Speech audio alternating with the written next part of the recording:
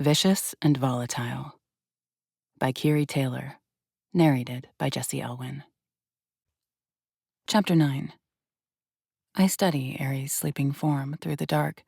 His dark lashes fan out, his lips are relaxed. His tattooed arm is lying across my waist. His breath warms my neck. He's incredible. This is a man who has come out of some pretty heavy, bad circumstances and stands as a genuinely good man. How many billionaires would drop everything to rescue trafficked humans? How many of them would risk their safety to help them? How many of them would use their own money, their own real estate, to help them reset in life? Sometimes I marvel at how we ever came into each other's lives, all because my best friend went missing, all because I went looking for her at a party where vampires fed on people, all because he intervened before I could get myself taken, just like Ophelia. All because he made me an insane proposition. It might have been fake for a while, but somehow, Aries Hunt has become the very best, most important part of my life. I'd do wicked, morally gray things for this man, and it's everything that I know he'd do the same for me. But where do we go from here? What's next? What is our life together? I try not to think about it, but damn, sometimes I have to. The fact that this man I love is immortal. I am not. And that's nothing said about our more immediate future. I feel like there is so much uncertainty. What are you worrying about? I startle a little at Aries' scratchy voice. I didn't realize you were awake, I say, my eyes searching through the dark until I find his. What's on your mind, Vengeance? He asks again. He reaches a hand up, caresses the side of my face. I lift a hand, covering his with my own. The future, about all the uncertain things ahead, and we have a lot to figure out. We do. Aries agrees, which I'm relieved to hear. The worst thing would have been if he'd simply asked, like what? I don't want to spend the next few years chasing down Augustus's victims, but I also can't live with myself just ignoring them once we've found Ophelia. I start, and it's like a dam breaks. Augustus is dead now, and that's going to have ramifications. How are the barons going to react? What is it going to mean for your future? And I feel like we're in this weird honeymoon phase of being together now, but we never really decided on living with each other on these terms. And then there's the fact that I can't stop thinking about the fact that you're going to live forever, and I am definitely not. I take in a hard breath, realizing that my heart is suddenly about to hammer out of my chest. Aries pulls my hand to him, kissing my knuckles. It's a lot, and there are a lot of uncertainties. Trust me when I say I've thought about a lot of these things too. But we're Lana and fucking Aries. We get through impossible shit. Together. I take a deep breath, calming my runaway nerves, and nod. He's right. For the first time in so long, I don't have to figure everything out on my own. For years now, it's just been me. No one was coming to help. But I'm not alone anymore. We can get through it all later, I say, sorting through it all in my brain. I have to take it one thing at a time. Today, we have to go find Ophelia. Today, we find Ophelia, Aries says, staring into my eyes with confidence, which calms my nerves just a bit. I lean forward, pressing my lips to his. He tastes like home and peace and storm clouds. This man is everything. We climb out of bed and we both dress. I grab a protein drink and down it in the kitchen, while Aries grabs a bag of donated blood and sucks it down in the same way. 30 minutes after waking, we walk outside and find Billings waiting at the curb. It's a 20-minute drive to LaGuardia Airport, but I find when we arrive that we don't head to the main portion of the airport. We roll right between buildings, and Billings stops the car in front of a small, sleek jet. What is this? I ask, my brows furrowing as we climb out of the SUV. We don't know how Ophelia is going to be, Aries says as he takes my hand. I thought a little privacy would be helpful today. Sometimes I forget that you're insanely wealthy, I say, even as my stomach clenches in an uncomfortable way. Still feels as weird as day one. Aries just chuckles and steps forward, talking briefly with the waiting pilot before we climb the stairs. Damn, I say, and I can't help the impressed tone of my voice. The interior is luxurious, with soft white leather seats that look comfortable enough to sleep in, and it's so clean I feel guilty wearing shoes inside. but I walk down the center and take one of those comfortable chairs. The final record that could possibly be Ophelia is located in Michigan. I know nothing about Michigan, other than that it's shaped like a mitten and is surrounded by Great Lakes. The place we're headed is about half an hour from the airport. 8 weeks. Ophelia has been missing for 8 weeks. I was only gone for 8 days. I let my eyes slide closed as I imagine what she might have been through. So far, I've seen or experienced 3 very different outcomes. Myself as a prisoner underground, but kept comfortable. Kelsey, who was damn near starved to death and not given access to a shower for months. And Leslie, who was treated so well she went and fell in love with her buyer. What conditions will we find Ophelia in? I watch out the window as we take off.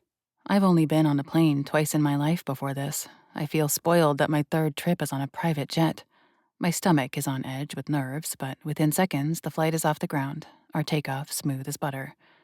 The flight is so easy and so smooth, it seems too soon when the pilot announces that we will be landing shortly. I look out the window, watching as the endless landscape of humanity passes below us.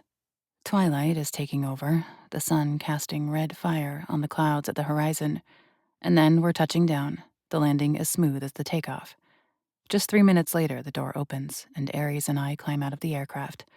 There, waiting in front of us, is another nondescript rental car. We slide inside, and Aries gets the car started. I plug the coordinates we pulled from the record into the GPS. It announces we will arrive in 32 minutes. Aries pulls out onto the road, and we're on our way. Only as we approach within a quarter mile of our destination, I'm extremely confused.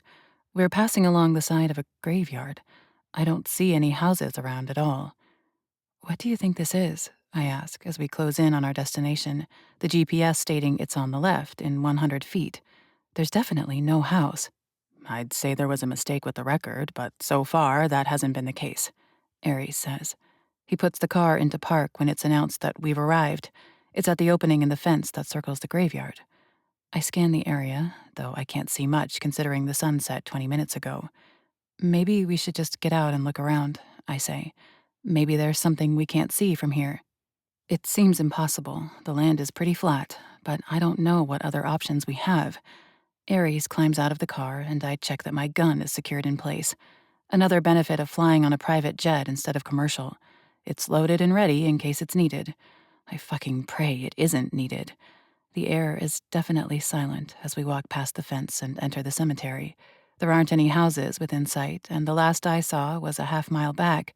No signs of life here. The graveyard is full, I note. There are very few open patches of grass, and most of the tombstones are slightly weather-worn. I start paying attention as we walk. And even though it's hard to see, I note that I'm not reading death dates any later than the 1950s. There is an expected array of tombstones, flat ones, flush with the ground, the classic standing tombstone, a few obelisk monuments. At the far back, I even see a few huge, looming family mausoleums. I don't understand, I say as I turn in a circle, scanning the entire place. There's no groundskeeper quarters, there isn't a funeral home here, I don't even see a shed. We get to the middle of the space, each of us scanning the empty yet filled space. Suddenly, Aries stops in his tracks, holding out a hand to me. I immediately stop, my heart rate spiking. I feel too blind as I look around. I can barely see anything at all. I'm listening for the sound of footsteps running away or an evil overlord breathing loudly. Anything. I hear something, Aries says softly, his eyes lifting toward the back of the cemetery. I can't really tell what it is. I don't know how he can hear anything. To my ears, it's absolutely silent. But Aries steps forward, his feet confident with direction. He aims for the back. Hammer, hammer, hammer. My heart is going crazy. Adrenaline is rushing through my veins. Aries is laser-focused as he moves between the headstones. As he gets closer, it becomes obvious where he's headed. It's one of the mausoleums. It's huge. Honestly, it's bigger than plenty of New York apartments. Ornate pillars hold up the roof, angels and roses decorating the structure. Above the door, it reads, Obermann. What is it? I breathe, fear turning the palms of my hands cold. Aries shakes his head, a warning against speaking. Feet silent as the graves around us. He closes in on the stone building. My adrenaline spikes as he places a hand on the lever of the door, and he pushes it open. The hinges must be oiled. The door doesn't make a sound. I catch up to Aries, just 2 steps behind him. There are 3 beautiful stained glass windows, one straight ahead, and one to our left and right. Beneath each window is a built-in stone bench, except that they aren't benches. There are plaques on each of them, an obvious tell of the people who have been laid to rest there. But none of that draws my attention first. It's the stone crypt in the center of the space. The lid is open, and I see stairs descending inside of it. There is a dim light glowing down below. Chills wash over my entire body. I feel cold, despite the fact that it's July. No. No, no, no, no. Please, no. There's a faint sound down below. Just a slight, dragging sound. And then I hear swallowing. Aries disappears in a blink, a primordial snarl ripping from his lips. In a scramble, I clamber down the steps, my hands fumbling for the gun, only I don't get a chance to pull it. Aries collides with a woman, and as he does, she unlatches from another woman. Auburn hair, slight build. Ophelia! Her name rips from my lips as I dart across the small space. I wrap my arms around her just before she completely collapses to the ground. She stares up at the ceiling, blinking just once, and doesn't say anything. Who the hell are you? The woman snarls as she shoves off the wall, stalking toward Aries. Her eyes are brilliant red, and Ophelia's blood drips from her still elongated fangs. She looks like she's around 30 years old, not much older than Aries. She's beautiful, put together. She wears expensive-looking clothing. The Reckoner. Aries growls back. You purchased this woman. What sick person buys an unsuspecting human? Oh, please, the woman says. Like you've never taken a taste of that girl right there? She smells like a French pastry shop. Not even one prick, Aries says in a vile sneer. The woman shakes her head, clearly not believing Aries, but the look in her eyes darkens. You're not taking her. I paid a fortune to have a supply whenever I need. Wrong answer.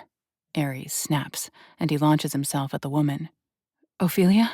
I ask, looking away from the savage fight between the 2 vampires. I clutch my best friend, lowering both of us to the ground. She's taller than I am, and I'm having a hard time holding her upright. Ophelia, I repeat, desperately searching her face. She's staring up at the ceiling, her body unmoving, but she's breathing. A small, tiny moan flutters over her lips. She's just still numbed from the bite. You're okay, I reassure her, tightening my arms around her as I hold her in my lap. You're okay. We're going to get out of here. My eyes return to the fight happening in a blur around us. The woman shoves Aries against the wall, and the entire space shudders, dust dropping from the ceiling and walls. Terror rolls my stomach as she goes in for his neck. Everything happens so fast, my brain and eyes can hardly keep up. I only get 1 second to feel panic before Aries shoves off the wall, and with one massive hand, he wraps it around her throat, throwing her back. Her feet fly off the floor. The sound is thunderous as he pins her to the dirt beneath us. With raging, glowing eyes, he roars in her face. Across the room, I yank a stake from my belt. I toss it through the air. Aries catches it without even looking. With one smooth, swift movement, he strikes his arm down. The wooden stake buries into her chest. Her eyes fly wide open. A gasp rips from her throat.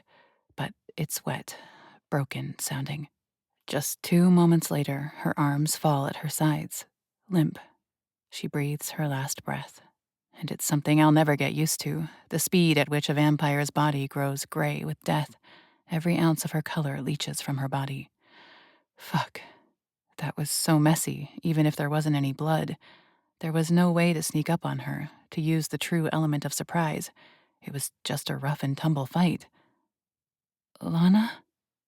Ophelia's thready voice pulls my gaze back down to her. She stares up at me with tired eyes, her lids barely staying open. Ophelia, I gasp, tightening my arms around her. I've got you. It's over. You came for me, she asks. She sounds confused, or maybe even a little reverent. Of course, I say, pushing every ounce of sincerity into my voice. "You're my girl. I'm so sorry it took so damn long. I tried. I've been looking." She looks up at me, and it feels like maybe everything is going to be okay when she lifts a hand, cupping the side of my face, and a breathy laugh accompanies her smile. "I always knew you could do anything in this shitty world." I laugh with her, so damn relieved to be holding her in my arms, to hear her joke, to hear her swear. This is my Ophelia. But damn, she's so thin. She was always slight before, but she feels near skeletal now. Her hair seems thin, and it's completely coated in grease. She smells like she hasn't had access to a shower since the day she was taken. "How about we get you home?" I say, wishing we could just teleport straight back to the penthouse where I could feed her everything in the fridge and bury her in comfortable clothes after using every drop of hot water in the shower. She nods, and, like it's painful and difficult, she rises into a sitting position. But the moment her eyes spot Ares standing by the entryway, she flinches, hard, a curse coming out of her lips. "It's okay," I say, climbing to my feet and carefully pulling her to her own. "This is Ares. He's the reason I found you. He's just here to help." Ophelia eyes Ares doubtfully, and I can see by the narrowed look she's trying to figure out what he is. "Lana's giving me way too much credit," Ares says, offering Ophelia a very gentle, unsure smile. "Finding you has been her mission for months now. She didn't relent for even a day." Ophelia looks down at me, even though she's only a few inches taller than I am.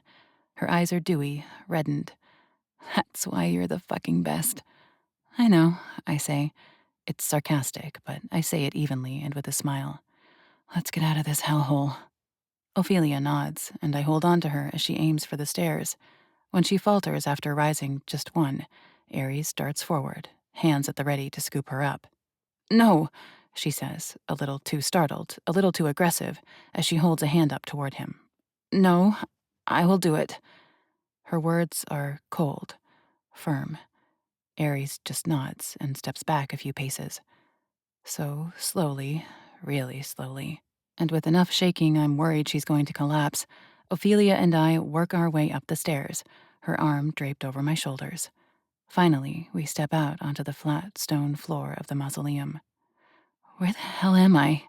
Ophelia asks, looking around at the benches that are really resting places, seeing the name plaques and the stained glass. "You're not going to like this next part," I say as we step forward, exiting that main door and stepping out into the graveyard. "What the Her voice trails off as her head swivels side to side, taking it all in. It's a good thing the moon is nearly full, or it would be so damn dark. Actually, maybe that would be better than her seeing where she's been kept. "Have you been kept here the whole time?" I ask as I step forward, half dragging her with me. I walk as fast as I think she can manage. No need to let her take it all in slowly. "Yes," she says, her voice cracking just a little. She looks terrified as she scans the headstones. Her eyes glisten just a little more, and her body shakes. Damn. "Come on," I encourage, walking just a little faster, and finally we step beyond the fence surrounding the graveyard. Ares steps ahead of us, opening the back door of the car. Ophelia groans as I help her into her seat, as if every movement is painful, and I believe it is. She's got to be low, single-digit body fat now, and she hasn't been able to move around more than a 12 by 18 space in months. Her body is atrophying from disuse. I get her situated in her seat, buckle her up, and close the door. I catch Aries' eyes as I walk around the back of the car. He looks worried, but not hesitant. Who knows how she's going to react to whatever comes from here on out. I climb into the back seat beside Ophelia and buckle. Aries drops into the driver's seat and starts the car. He turns the heat on, puts the car into drive, and pulls away from the curb. "Where am I, even?" Ophelia asks as she looks out the window. It's pretty much impossible to glean any information from the dark night out there. "Michigan," I tell her. "We're about half an hour from the airport, then we'll fly back to New York." She shakes her head while still looking out the window. "New York feels like a fantasy by this point. Like it was never actually real. Being down in that dungeon felt like 2 lifetimes." That makes total sense to me. I was only in Lawrence's basement for 6 days, but it felt like months. She's quiet after that, and I let her settle into her thoughts. Part of me is dying to pry, to ask a million questions. I need to know what life has been like these past few months, and maybe that's a self-sabotaging thing. I know that no matter what she tells me, I'm going to feel guilty that I didn't do more, that I didn't get to her faster. I'm going to feel absolutely rotten that I enjoyed myself at all in the time she was a vampire's prisoner. But for now, I let Ophelia have her quiet. Aries and I don't say a word either. The three of us travel in silence as we drive back to the airport. It's been less than 2 hours when we get back, which doesn't feel right. I searched for Ophelia for 8 weeks. How is it possible that I got off a plane, found her, brought her back, all in under 2 hours? I thought you said we were flying home, Ophelia says in confusion as she takes in the hangars that surround us as we drive through the side of the airport. We are, I say as Aries rounds the last corner. There in front of us is the private jet Aries paid for. But I'm guessing you don't have any ID on you, and you look about as trafficked as you were, so commercial didn't seem like the safest idea. Ophelia's brows furrow as she spots the sleek jet, and we park. I I can't pay for this, Elle. You don't have to pay for anything. I cut her off, rushing to assure her at her obvious distress. It's taken care of. You just have to sit back and try to breathe, okay? Ophelia's eyes flick to Aries as he climbs out of the car, and the look in her eyes is almost accusatory. She's put two and two together. She knows I don't have any damn money. I climb out of the car, though. I walk around and pull the door open for Ophelia and take her hand, helping her to stand.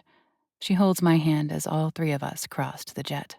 Aries must have somehow gotten word to the pilot because he stands at the ready at the bottom of the stairs. Back to New York, Aries says quietly, standing to the side of the stairs, letting Ophelia and me board first. Ophelia hesitates as soon as she gets into the aisle and sees the interior of the plane. Just like me, Ophelia never grew up with anything. She lived as poor as I did, worse at times.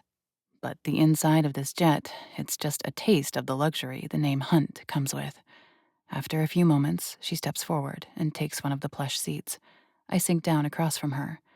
Just 5 minutes later, the door is closed, and we're waiting to take off. I'm so fixated on Ophelia, waiting for her to talk, waiting for any of it to come out. I hardly even notice or feel the takeoff. But Ophelia simply watches out the window and doesn't say a word. Tick, tock. I feel time running down until she's ready. She has to be the one to open this Pandora's box, to let out all the facts. I can't process this for her. Finally, about 20 minutes after takeoff, she turns to me. Christina was truly awful. She's the one who bought you? I ask, both anxious and relieved that she's talking now. Ophelia nods. That's what she said her name was. She didn't talk much. She more just showed up and bit. But she did at least tell me what her name was. How kind of her, I say, falling back on sarcasm to try to lighten the terribly heavy conversation. For sure, Ophelia says, raising an eyebrow, a smile crooking in one corner of her mouth. And, she even brought me food every few days. Fuck, I want to joke about this for Ophelia's sake, but it makes me sick thinking about it. Ophelia is skeletal for a reason. And about once a week, she'd take out my toilet bucket and bring me a new one, Ophelia says. But her tone sobers. She's trying to keep it light and sardonic, but failing by the second as reality sobers her. Never would bring me enough water for me to bathe myself, though. It was tempting. I know how I must smell, but I needed the water to drink. Her words crack. She clears her throat and brushes her hand over her lips as she looks out the window. Even though there's nothing to be seen out there but a few distant lights, she takes a few deep breaths, trying to regain her composure. I don't do such a good job, though. Emotions sting the back of my eyes as I picture it. My best friend was kept beneath a mausoleum, in a place for dead people. She was given a bucket to shit in and barely enough food and water to survive on, and the woman who bought her didn't care. At least she only came every few days, Ophelia says, trying to huff a laugh, but failing. When I first woke up, where I was, when she bit me, and I realized what it had to mean, I thought vampires had to feed every day. At least it wasn't every day. At least it wasn't every day. Shit. I lace my fingers together, trying to still their trembling. I was terrified when Lawrence locked me up. I'd screamed and tried to attack him, anything to escape. But compared to Ophelia, I was living like a princess. I had as much water as I wanted, as much food as I wanted. I had my own very nice private bathroom. I had clean changes of clothes. Ophelia had none of that. Who knew going to a party could turn so dark, she says with a forced chuckle. She finally looks over at me, and her eyes are glistening with unshed tears. She bites her lower lip, refusing to cry, but I see the way her hands are shaking in her lap. I'm so sorry I didn't go with you to that party, I say as I lean forward and take her hand. My own tears finally break. 2 cascade down my cheek. She shakes her head. You can't take on everything, Elle. Not everything is your fault. Sometimes the world is just a shitty place. That stings, but is a relief at the same time. I have blamed myself this whole time. I've realized that if I'd just skipped work that night and gone with Ophelia, she never would have been taken. We might have gotten scared shitless when we realized what was happening, that vampires were feeding. But together, we never would have been taken. I try to tell myself to believe her, that not everything is my fault. She's right, sometimes the world is just a shitty place. Still, I say as I wipe at the tears that streak down my face, I'm so fucking sorry. Ophelia leans forward, staring into my eyes, our faces only a foot apart. You came after me, Elle. No one else in the world would have ever done that. You have nothing, nothing to be sorry for. She cups the side of my face again, smiling at me, and something in me stills. I did it. Everything I've done for the past 2 months has been for this, to save Ophelia, to get her back, and I did it. It'll all be better from here, I promise. I can't imagine it could get worse, she says with a sudden laugh. And even though a few tears finally break free, I feel the weight of the situation lighten. She breathes out as she leans back in her seat, and she looks out the window. And that's enough. I can feel it right now. For now, everything that's been said is enough. I look over at Aries, who is watching me with rapt worry. So, as Ophelia watches out the window, I reach across the aisle and take Aries' hand. An hour later, the pilot announces we'll be landing in just a few minutes. And I'm not sure if it's the skill of the pilot or the tech of the airplane, but our landing is as smooth as glass. Just a few minutes later, we pull back into the place where we took off from. From the plane, I see Billings waiting in the SUV, just the same as where he dropped us off. I just realized I probably have nowhere to go home to, Ophelia says as we unload from the plane. You do, I assure her. I may have used Aries' money to pay her rent, but I know he won't be worried about it, even if I am. But for tonight, you're coming home with me. I don't want you to be alone. Thanks, Elle, she says with a smile. Billings hops out of the vehicle and holds the door open for Ophelia and me. I notice when he smells her. His shoulders stiffen a bit and his nostrils flare, but he doesn't say anything rude, simply greets us all. Ophelia and I climb into the back, and Aries takes the front passenger seat. If she notices the wealth clues, Ophelia doesn't say anything. She just watches out the window as Billings navigates us back into the city. Her expression gets lighter as we reach Manhattan. I even see a smile on her lips. It was always her dream to get here, and she made it. She almost didn't make it back alive. But as we stop at the curb to our building, Ophelia seems dazedly at ease. Is she going into shock? Shouldn't she have a million more questions? Because all she says when we walk into the silent lobby is, "You moved." A statement, not a question. She needs sleep and food. I'm sure with some rest and refueling, she's going to come back to reality and try to figure out what the hell is going on. But for tonight, I put some food in front of Ophelia once we get back into the penthouse. She picks at a few meager bites and says she's done, so I direct her down the hall to one of the guest bedrooms. I'll bring you some clothes to sleep in, I tell her as she looks around the room, not really realizing that there's no fucking way I should be able to afford a place that looks like this. There's towels in the bathroom, shower, sleep. We'll figure life out again in the morning, okay? Okay, she says, her tone sounding tired. She shuffles toward the bathroom and without another word disappears into it. I turn back to the hall, meeting Aries' eyes. I raise my brows, and he silently follows me to our bedroom. Does she seem a little in shock? Aries asks as he folds his arms over his chest and leans in the doorway while I search the closet for something comfortable. Oh yeah, I say as I grab some sweatpants and a soft shirt.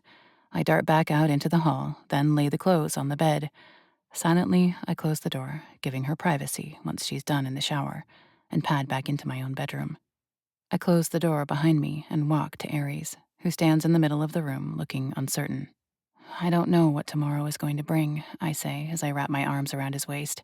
He slides his hands around my hips, holding me close, and I melt into him. All of my fear, my anxiety, ebbs just a little when I'm in his arms. It might be ugly, messy. Ophelia feels big emotions, so I'm sure there's a lot to come. But just thank you for being you, for being so perfect, for saving my best friend. Aries studies my eyes, and I know there's a whole storm of thought going through his head right now. He doesn't know what to expect either, but he'll ride out the uncertainty at my side. You're welcome, Vengeance. Let's get you to bed. Chapter 10.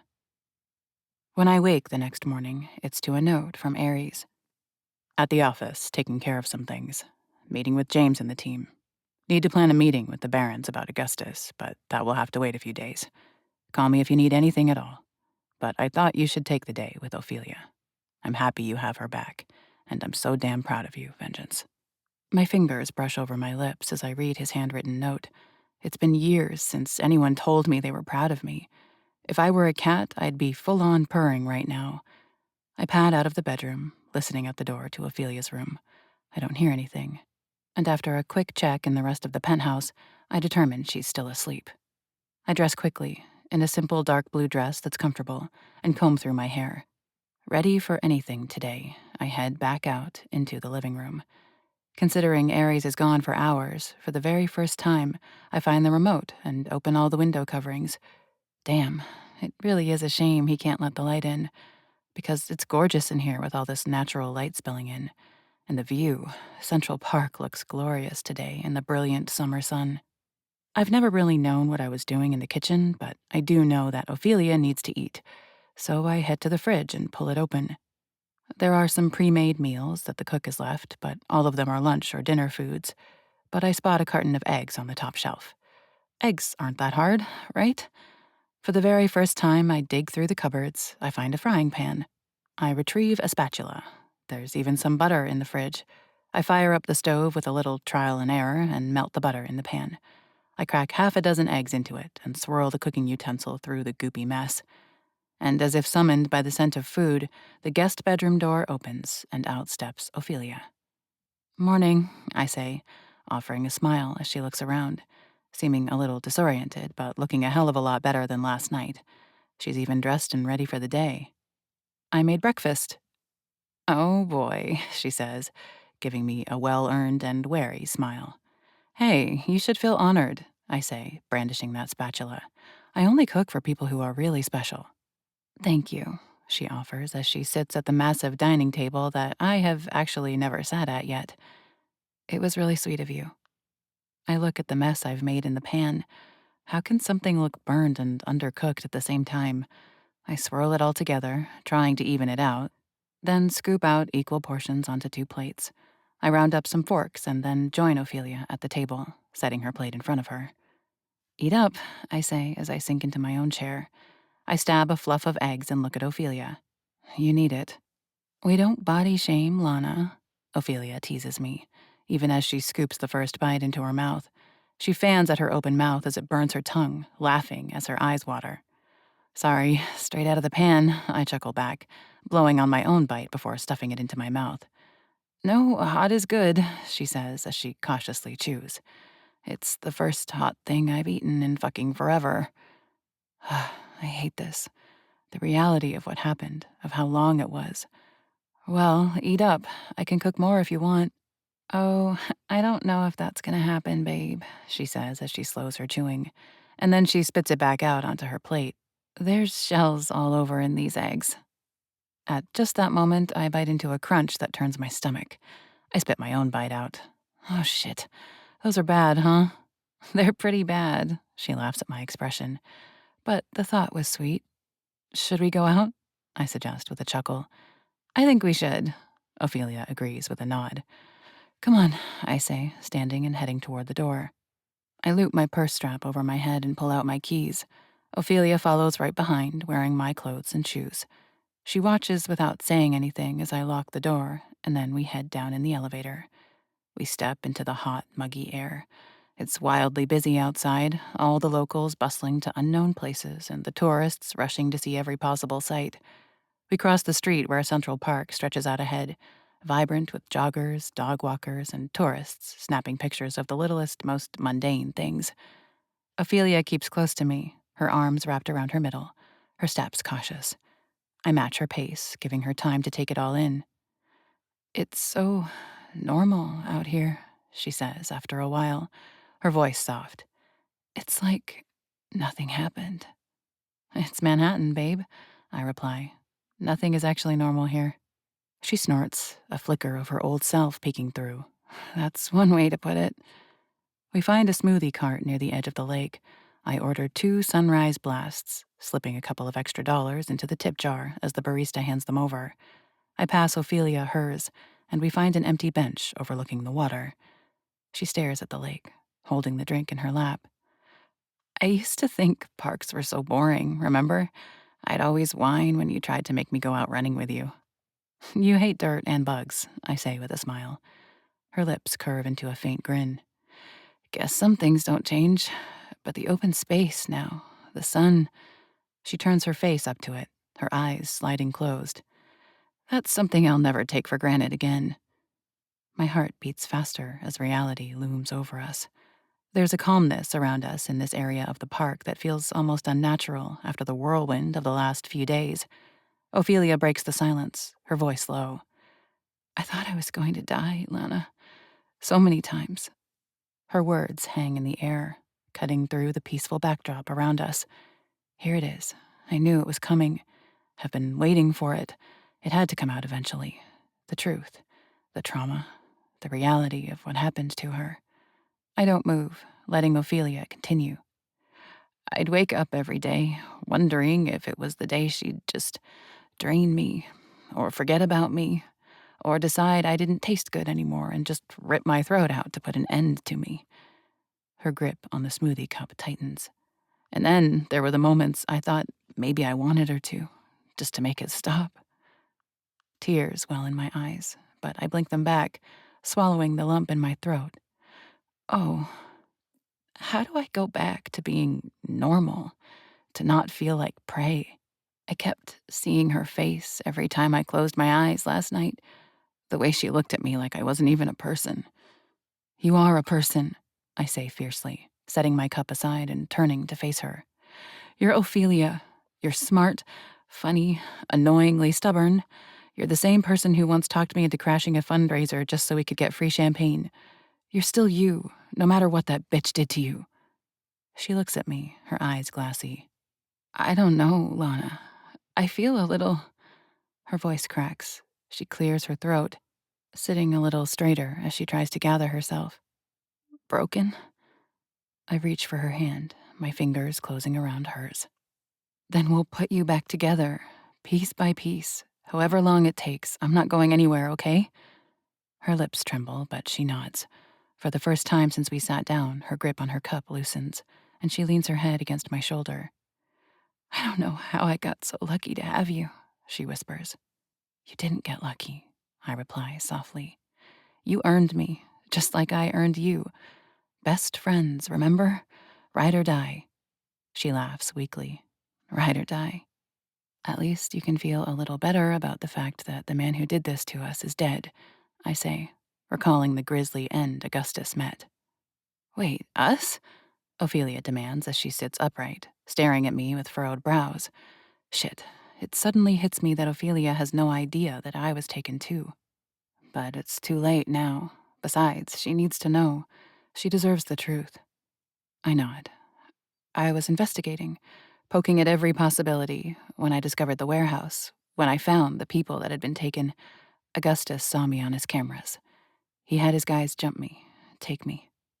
"Fuck, Lana," Ophelia says. She's pale white. "You got sold to a vampire too?" I swallow once. I nod. "His name was Lawrence, and he wasn't a good man, but he also made sure I had food and water." Ophelia curses again, studying my face. "How long?" 8 days is all, I answer truthfully. Aries found me, rescued me 6 days ago. He found the record. It was coded, so that's why it took a few days to find you. We rescued 2 other women before you. Holy shit, Lana, Ophelia says, shaking her head.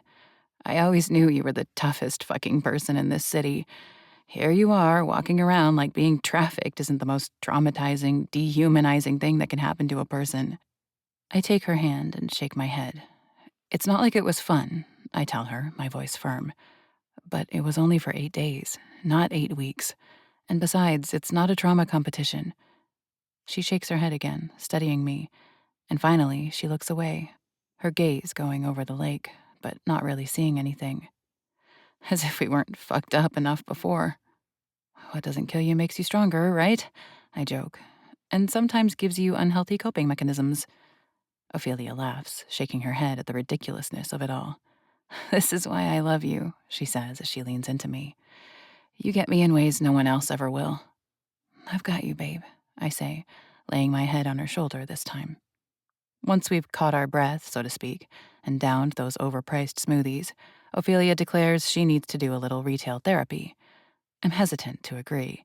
After being locked away in isolation for 2 months, taking on New York might be overwhelming, but maybe doing something normal will be just what she needs. The streets of Manhattan are alive with their usual buzz, and Ophelia walks beside me with her arms crossed, her head held high. She's still wearing the clothes she borrowed from me and a pair of sunglasses she picked up at the first boutique we stopped at, like armor against the world. For hours, we browse racks of clothes, wander through department stores, and even stop at a cafe for overpriced lattes. I don't typically drink caffeine, but Ophelia has been an addict as long as I've known her, and all of this must be working. Ophelia acts like her usual self, making snarky comments about outrageous price tags, joking about us buying matching outfits like we're 12. But I'm watching her closely, looking for signs that it's all too much. The bright lights of the stores, the crowds, the noise. It would overwhelm anyone, let alone someone who's been through what she has. But Ophelia keeps it together, her walls firmly in place. Only once does her hand tighten around mine when a man accidentally bumps into her. I don't say anything, just give her hand a reassuring squeeze. By the time the sun starts to set, our arms are full of shopping bags, and Ophelia seems more relaxed than she did this morning. Today wasn't so bad, she says as we step back into the penthouse, dropping the bags by the door. You did great, I reply, meaning it. Should we order some dinner? Ophelia waves a hand through the air dramatically as she plops onto the couch. Obviously, and watch a truly terrible movie while we eat. But first, I do need to ask you something. There's a shift in her tone. Serious, cautious. I have a bad feeling that I already know where this is going. Aries, she says, her voice careful. What's his deal? Why is he helping you? The question hangs in the air between us, heavy and unavoidable. I take a deep breath, choosing my words carefully. I know how my best friend is. I know she's been hurt by a man before, and her likelihood of understanding is slim. Aries is complicated. He's not what you think he is. He's not like Christina. Her expression hardens. He's still a vampire, though, isn't he? Yes, I admit, but he's also the reason I found you. He's the reason we're sitting here right now talking. I trust him, so I need you to trust me on this. Ophelia doesn't respond right away, her gaze fixed on the skyline outside the window. Finally, she sighs, her shoulders sagging just slightly. Well, let's order dinner then, shall we? Okay, what the fuck? I know this can't be it. Ophelia isn't one to just let things go. The woman I've known would be asking a million questions. Maybe this is still a trauma response. She can only take so much at a time, so baby steps, I tell myself. After I call in our delivery for food, I take a second to use the bathroom. With privacy for a few moments, I take out my phone and text Aries. Ophelia is doing pretty good, but she feels a little fragile. I hate to ask it, but is there any chance you could give us the night? His reply comes through just moments later. Whatever you need, Vengeance. I need to see Florence and Clementine anyway. Thank you. There's about a million reasons why I love you. This is one of them. I smile at the words.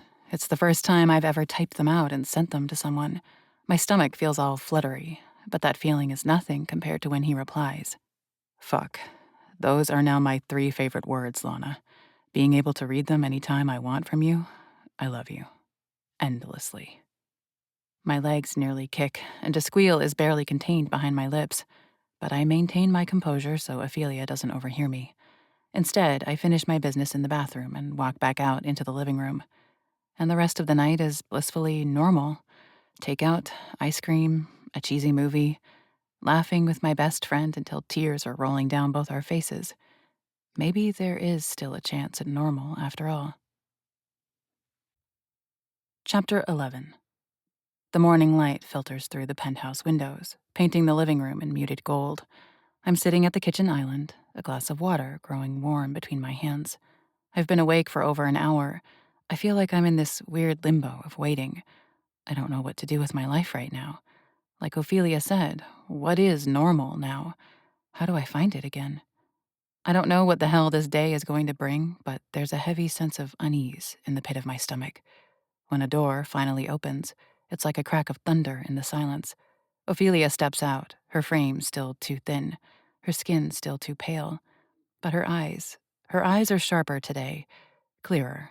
She's coming back to herself. She's dressed, her hair brushed. Morning, she says, her voice raspier than usual as she shuffles to the coffee pot that's never been used until today. Morning, I reply, trying to sound casual. My stomach twists as I watch her pour herself a cup and take that first sip. She leans against the counter, studying me over the rim of her mug. You've been up a while, she observes. I shrug. You know me, I'm always an early riser. She hums noncommittally, her gaze flicking around the penthouse.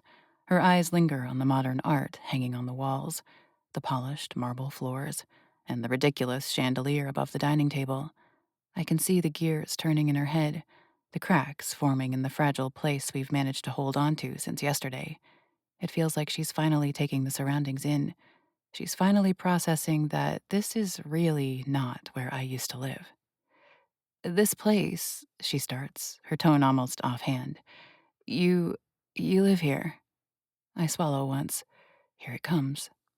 I do. It's a little different from your old apartment. That almost sounds like an accusation, and I note that her eyes scrape over my clothes. They're an obvious upgrade from my old wardrobe, and then her eyes flick to the shopping bags, still on the dining table. There's no way I would have been able to afford all that before. I force a smile, taking a sip of my now room temperature water to buy myself a second to think. Yeah, it's an upgrade. Her eyebrows lift slightly. An upgrade. Lana, this isn't an upgrade. This is. I don't even know what this is. How are you affording it? Did you win the lottery or something? The question hangs in the air, heavier than the silence that follows. I set my glass down, suddenly unable to meet her eyes. I've had some help, I say carefully. Help, she echoes, her voice sharpening. I nod, but force my eyes to rise to meet hers. Yeah, it's complicated. She sets her mug down with a soft clink, and the sound makes me flinch. Lana, she says slowly, her voice firm. What the hell is going on? I open my mouth, but no words come out. My mind races for something to say. I feel something large gaining momentum, and I don't like how dark it feels. But before I can respond, the front door swings open. The moment I hear the door, my heart leaps into my throat. Aries steps inside, his presence commanding the room as always. He's dressed casually, black jeans, a black t-shirt. But there's nothing casual about the wary tension that follows him in like a shadow. And, oh shit, this isn't going to go well. I just know it. Because he's wearing those custom sunglasses when he walks in, and it's really not all that bright. Immediately, I grab the remote on the counter and press the button. The shades close automatically, leaving us in dim light. My eyes flick over to Ophelia as Aries removes his sunglasses. She's watching him like a hawk. Aries' eyes land on me first, softening slightly before flicking to Ophelia. He hesitates, sensing the unease hanging in the air, but he recovers quickly, offering her a polite nod. Good morning, he says, his voice smooth but cautious. Ophelia straightens, her posture rigid as she crosses her arms over her chest. Her eyes narrow at him, as if questioning why he's here and why he just walked in. "Morning," she replies, her tone clipped. Ares rounds the island, though he stays a few steps away from me. He places his hands on the smooth surface of the counter. "I hope you're feeling a little better today," he says, addressing Ophelia directly. She doesn't respond right away. Instead, she watches him with an intensity that makes my skin crawl.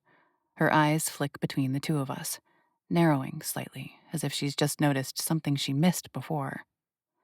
"Ares, right?" she asks, finally, her voice steady but laced with suspicion. "Yes, Ares Hunt. Sorry we didn't get a very official introduction before," he confirms, his tone polite but guarded. "You just walked in," she observes, a sharp accusatory edge to her tone. "Do you live here?" I open my mouth to answer, but Ares beats me to it. "I was giving you and Lana some space yesterday. I stayed with my sister last night, but yes." Ophelia's eyes snap to me, and I see the moment everything starts to click for her. Her gaze darts to the way Ares is standing in proximity to me, the way his body shifts slightly in my direction, protective even now. Then she looks at me, really looks, and I can see the questions burning behind her eyes. "Lana," she says slowly, her voice low and disbelieving. "What's fucking going on here?" My throat tightens, and I can feel Ares' gaze on me, steady and supportive, but it doesn't make this any easier. "Ophelia," I start, my voice barely above a whisper. "A lot has happened in the past 2 months." Her face hardens, and she takes a step back, shaking her head. "What are you saying?" And just like that, the fragile peace has shattered. Ophelia stares at me like she's seeing a stranger. The air between us feels heavy, thick with unspoken accusations. "You're with him," she says, her voice a raw whisper. I flinch, but before I can respond, she keeps going, her words tumbling out in disbelief. "This is his place. You've never had this kind of money your whole life. But the private jet when you brought me home. The personal driver. Shit, your new clothes. Fuck." She's breathing hard, her eyes a little panicked. "It's all him. Lana, tell me I'm wrong. Tell me this isn't what it looks like. Tell me you didn't give up your apartment to move in with this guy." I glance at Ares, who's standing a few feet away, silent but tense. He's watching me, waiting for me to take the lead. I'm the one who knows Ophelia. His presence steadies me, but it doesn't make this any less difficult. "You're not wrong," I admit, my voice low but firm. Ophelia's jaw drops slightly, her eyes going wide. "You're serious? You're with him?" She spits the words out like they're poison. "It started out as a business arrangement," I say, feeling my defenses rising. "To find you, I needed help. He needed my help, but things evolved. Oh, this is real, me and Ares." I look over at him, and I can see it on his face. He knows how fucking hard this is. He takes a step closer to me, putting his hand on my shoulder. I cross an arm over my body, putting my hand over his. Ophelia's expression twists, a storm of emotions I can't fully untangle. Shock, anger, hurt. "Real?" she repeats, her voice rising. "Lana, do you hear yourself? He's a vampire." "I know what he is," I snap, heat flaring in my chest. "I've known from the first moment we met." "Then how?" She cuts herself off, her hand raking through her hair as she turns away from us. She takes in a shaky breath, her whole body trembling slightly with her agitation. When she turns back to me, her eyes are blazing. "How can you love him after what happened to us? After what his kind did to me? To you?" "Ares didn't do this," I say. My hands are trembling, but my voice comes out steady. "He's the one who helped me save you." "Oh, right. A knight in shining armor," she snaps, her voice dripping with sarcasm. "Do you even hear yourself, Lana? A week ago, you were locked in a basement by a vampire who paid money for you. I was—" Her voice breaks, and she shakes her head violently like she can't even bring herself to say it. I rise from the bar stool and step toward her, my hands outstretched. "Ophelia, I know what you went through. I know—" No, you fucking don't, she yells, stepping back. Her voice cracks, raw and jagged. You have no idea what it was like. You were fed, you had water, you had a damn shower. You weren't locked up in a graveyard in the dark for months. You didn't see how that woman treated me, like nothing more than food. Tears sting my eyes, but I blink them back. I know our experiences weren't the same. Christina was just plain and simply evil. So how can you stand there and tell me you're in love with one of them? She demands, her voice trembling with fury. How, Lana? How can you look at him and not see what they are, what they do? We all have our limits.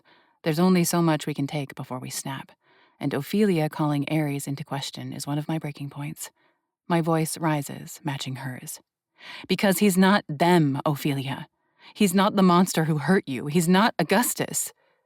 Something shifts in her eyes again. How do you know the name of the man in charge, huh? Who the hell is this Augustus, and how do you know him? Fuck, it just gets worse. Augustus was my father, Ares says darkly. There's a look in his eyes, one that screams protectiveness.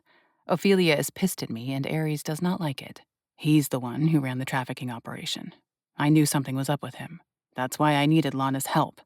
When we discovered his warehouse, what the red parties were really for, that's when he took Lana. And that's why I killed the bastard. Ophelia makes a sound of disgust, shaking her head. Your father. Your blood.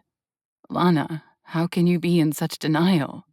That's enough, Ares says, his voice calm but laced with steel. Ophelia whirls on him, her anger flaring even hotter. Don't you dare tell me what's enough, she snaps. You don't get to play the hero here. You think you're different? Bet there's still fangs in that pretty mouth of yours. Ares doesn't flinch. He steps closer, his gaze steady. You're angry, and you have every right to be. What happened to you was horrific, and I won't pretend to understand that kind of pain. But don't put me in the same category as Augustus. Why not? She spits, her voice trembling with emotion. Because Lana says you're different? Because you say you're different? Because I am, he replies, his voice firm. Do you know what it feels like to end your own blood? Because I know exactly what it feels like to tear that man to shreds. And I'd do it again, 1,000 times over, to keep you safe, to keep Lana safe. His words hang in the air, heavy with truth. Ares will not be bullied, and he won't stand by while someone who should care about me tries to crush me to dust. Ophelia lets out a bitter laugh, even as a stream of tears races down her face. Safe? Do you even hear yourself? You're the reason she's not safe. Just being with you puts her in danger every second of every day.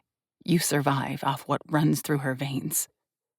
Ares glances at me, pain flickering in his eyes. I would die before I let anything happen to her. Something already did happen to her, she spits out with a disgusted smile. You're doing a great job. The sarcasm is acidic gas filling the room. Stop, I say, my voice shaking. Ophelia, please. No, Lana, she says, her voice breaking.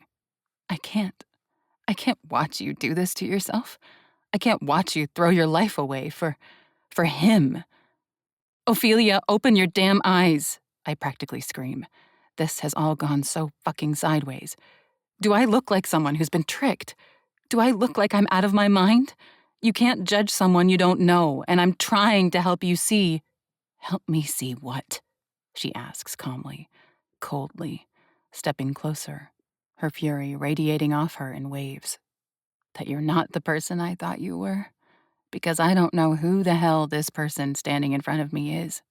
You know exactly what they did to me, what they did to you. And you're going to stand there and tell me you have feelings for one of them. She shakes her head, disgust on her lips. I just see someone who's betrayed me in the worst possible way. You're a hypocrite. Her words are a dagger straight to the chest, and I stagger under their weight. Don't, I warn her. Do you even care? She spits, her voice shaking. Do you even care what this means? What it says about you? About me? She breaks off, her face crumpling, and tears streak down her cheeks. "Ophelia," I start, taking a step forward, but she holds up a hand to stop me. "Don't," she snaps. "Don't you dare. I don't want to hear it. I don't want your excuses. You're not the same person who swore she was my best friend." Her words sink into me like barbs, and I feel myself unraveling, piece by piece. "I know you're hurting," I say, my voice going colder. "I know you've been through hell. I know life hasn't been fair to you, but you're suddenly acting like you don't know me, like I haven't dedicated the past 2 months of my life to finding you. You're being a self-centered bitch." I've never hated words more. For a moment, I remember the woman I've always known, the one who stood by my side through every storm, the one I would have done anything for, did everything for. But anger hardens her features, and I know I've lost her. "You disgust me," she says, her voice low and cold. "I don't even know who you are anymore." Her words knock the air out of my lungs, and I stand frozen as she storms out. The front door slams shut, and the silence that follows is deafening. "Fuck." The curse fires from my mouth, emotional, angry, bitter, shocked, hurt. Aries' arms are suddenly around me. My vision blurs as tears sting my eyes. I look up at Aries' face, barely registering the angry anguish there. "Lana," he whispers, his voice thick with guilt. "I'm sorry. I never wanted. This isn't your fault." I cut him off as my own anger tightens in my chest. How did that go so sideways? How the hell did we get here? How?" She was just surprised. Aries tries to reason, tries to make it better. Just give her some time to process it. She's raw. Who could blame her after everything she's been through? I want to believe him. I really do. But I know Ophelia. She doesn't forgive. She doesn't forget. And I can't see how she will ever let something like this go. Chapter 12. I sit at the kitchen counter, my phone resting in front of me.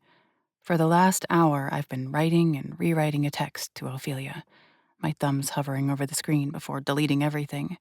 What do you even say to someone who walked out on you like that? Someone who looked at you with betrayal carved into their features. Someone you'd die for. Someone I did just about die for, but who spat your love back in your face. I settle on the simplest thing I can think of. "Can we meet and talk? I'm sorry for how things unraveled. I should have explained quicker.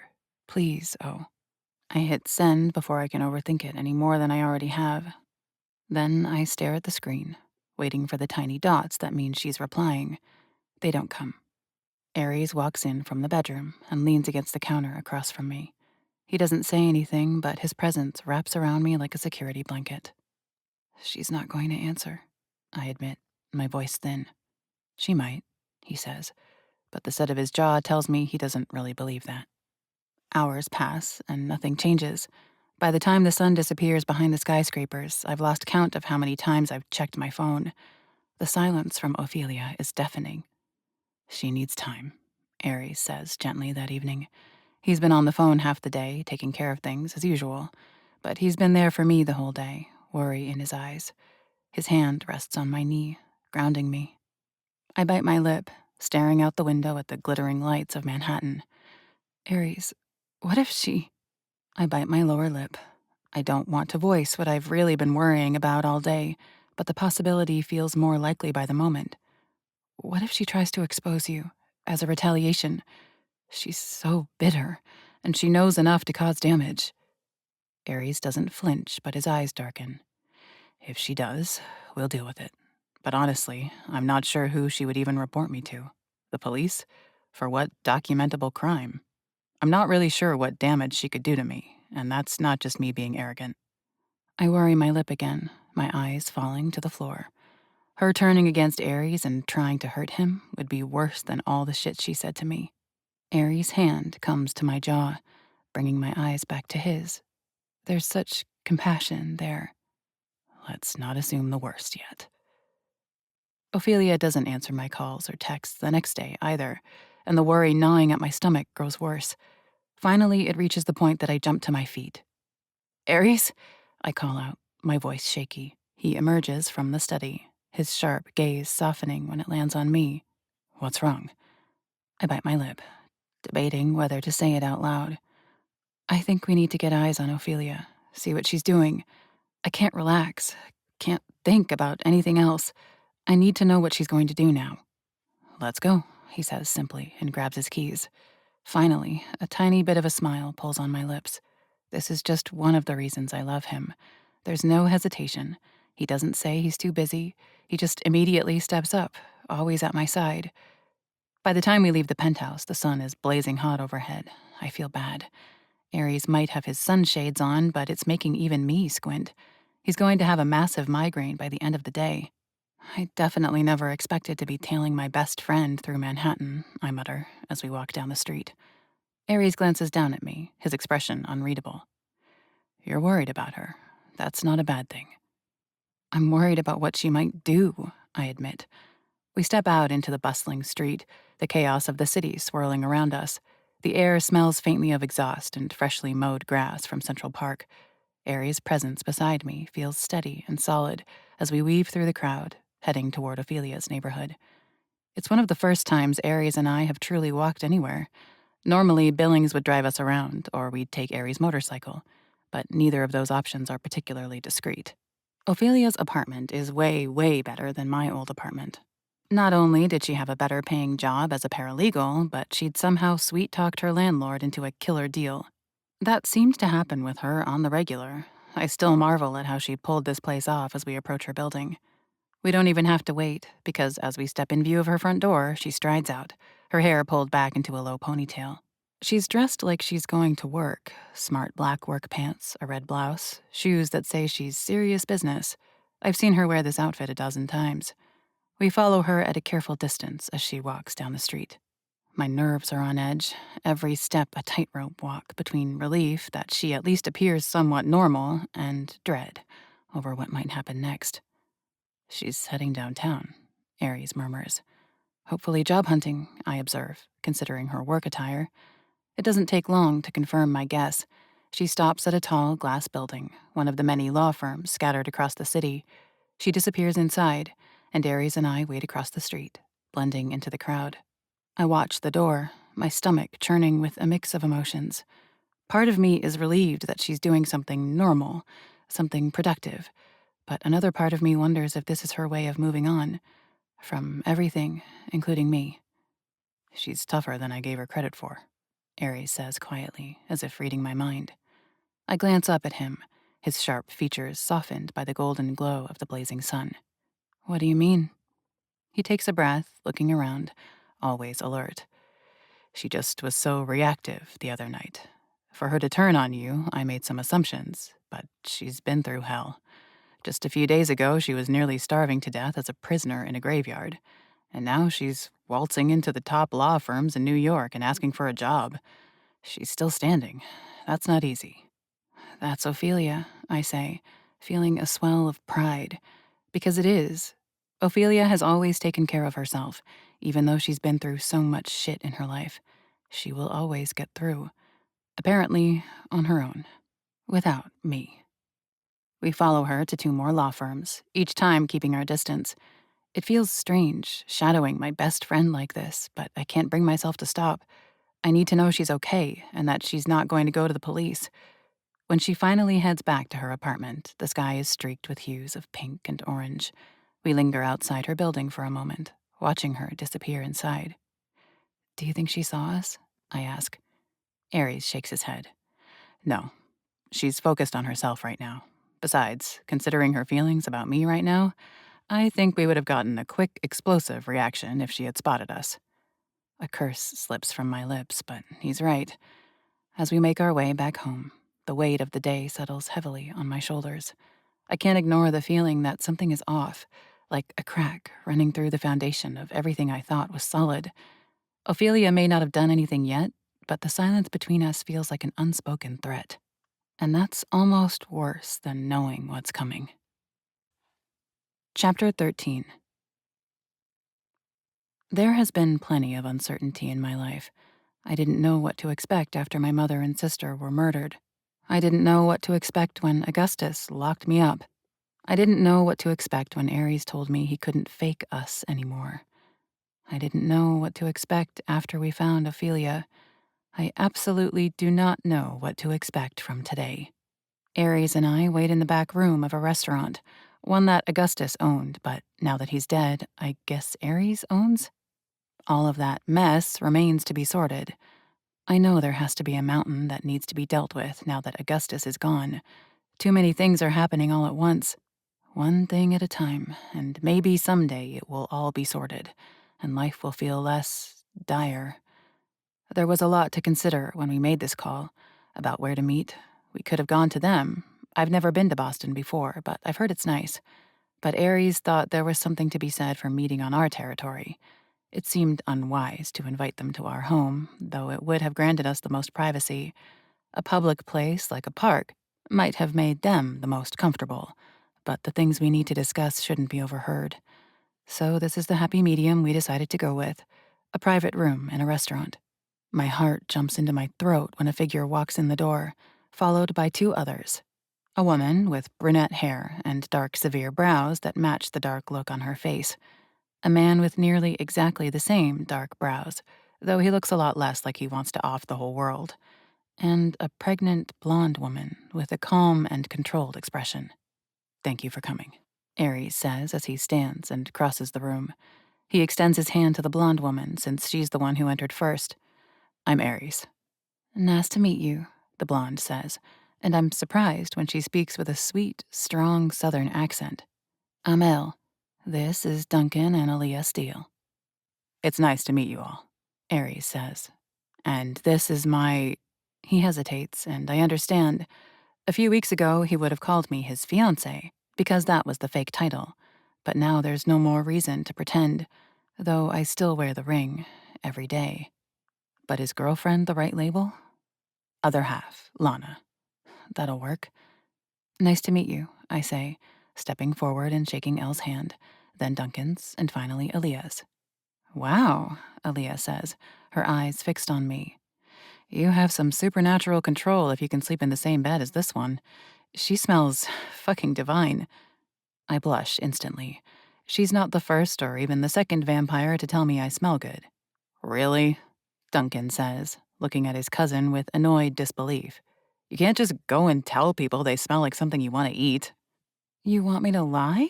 Aaliyah asks, arching a brow as she folds her arms over her chest and looks at Duncan. "Or just not say anything?" he suggests with his own arched eyebrow. "Okay, you two. I think that's just about enough," Elle says, scowling at both of them with the patience of a mother. I've not really been around pregnant women all that much, but if I had to guess, I'd say she's probably 6 months pregnant. But I know for sure she has a daughter already. I remember she's 2. "How about we get down to the reason you called us, Aries?" "Yes," he agrees, even as he glares darkly at Aaliyah. He doesn't love any other vampires commenting on how I smell. "Will you have a seat?" There's something even and calming about Elle. Even though she's human, she doesn't feel any less capable than her two counterparts, and she's actually shockingly delicate in her features and frame. But she doesn't hesitate as she pulls out a chair at the table and sinks down into it. As I take the seat across from her and get a closer look, I realize why she doesn't seem fragile. She's wearing a light blue tank top. It's flattering and certainly appropriate for the weather, but it leaves all the flesh of her arms exposed. All her scars exposed. There are a dozen bite marks there. Very clear cuts that could only have been made by teeth have left scars permanently on her skin. And on her left forearm, there is the shape of a cross carved into her. Not tattooed. I could never mistake it for a tattoo. That there was carved into her arm. Brutally. Holy shit. Who is Al Dawes, really? And what is her story? What nightmares has she survived? If she notices me observing her scars, Elle makes no indication of it. Her eyes slip to the leather-bound book lying on the table's surface. "You said this was going to be an ugly conversation," Aaliyah says, staring Aries down as she takes a seat. "I'm not a fan of ugly conversations." I think of the story the Barons told of the Steele family. How they were a huge family, how they kind of ran New York City. But one night, an uncle went crazy and killed the whole family. Except for Aaliyah and Duncan. Aaliyah hunted down the uncle and took him out. No wonder Aaliyah doesn't like ugly conversations. Look, the revelation of the house system and the fact that there are vampire royals is very new to me, Ares says honestly. It kind of surprises me that he's admitting this. He doesn't like looking out of the loop. But, from my understanding, it's a house's job to keep everyone in line, to take care of problems related to vampires. What kind of problem are we talking about, Ares? Elle asks. She doesn't sound ruffled, only prepared. I think I aspire to be her someday.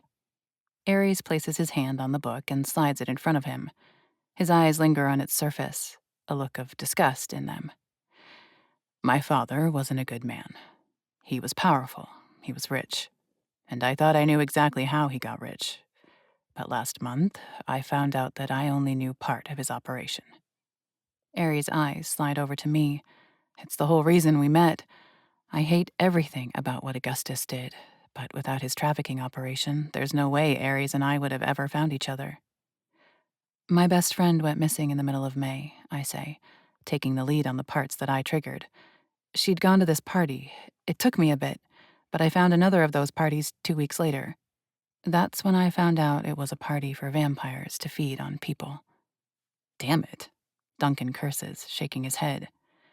Ares and I teamed up because he knew it was his father's company hosting the parties. I press on. He knew something was up, but not what. 3 weeks ago, we looked into one of his real estate purchases that didn't make any sense. We found people locked up in cells in the basement. People who had gone to these parties. You fucking kidding me? Aaliyah says. Finally, she seems a little taken off guard. She looks disgusted. Elle's face pales. Ares shakes his head. He was selling these people to other vampires. Duncan's eyes flare red, and I hear the wooden arm of his chair crack as he squeezes it. He was trafficking people, Elle says, her voice hoarse, and I see a chip in her calm expression, just a little bit. Ares nods.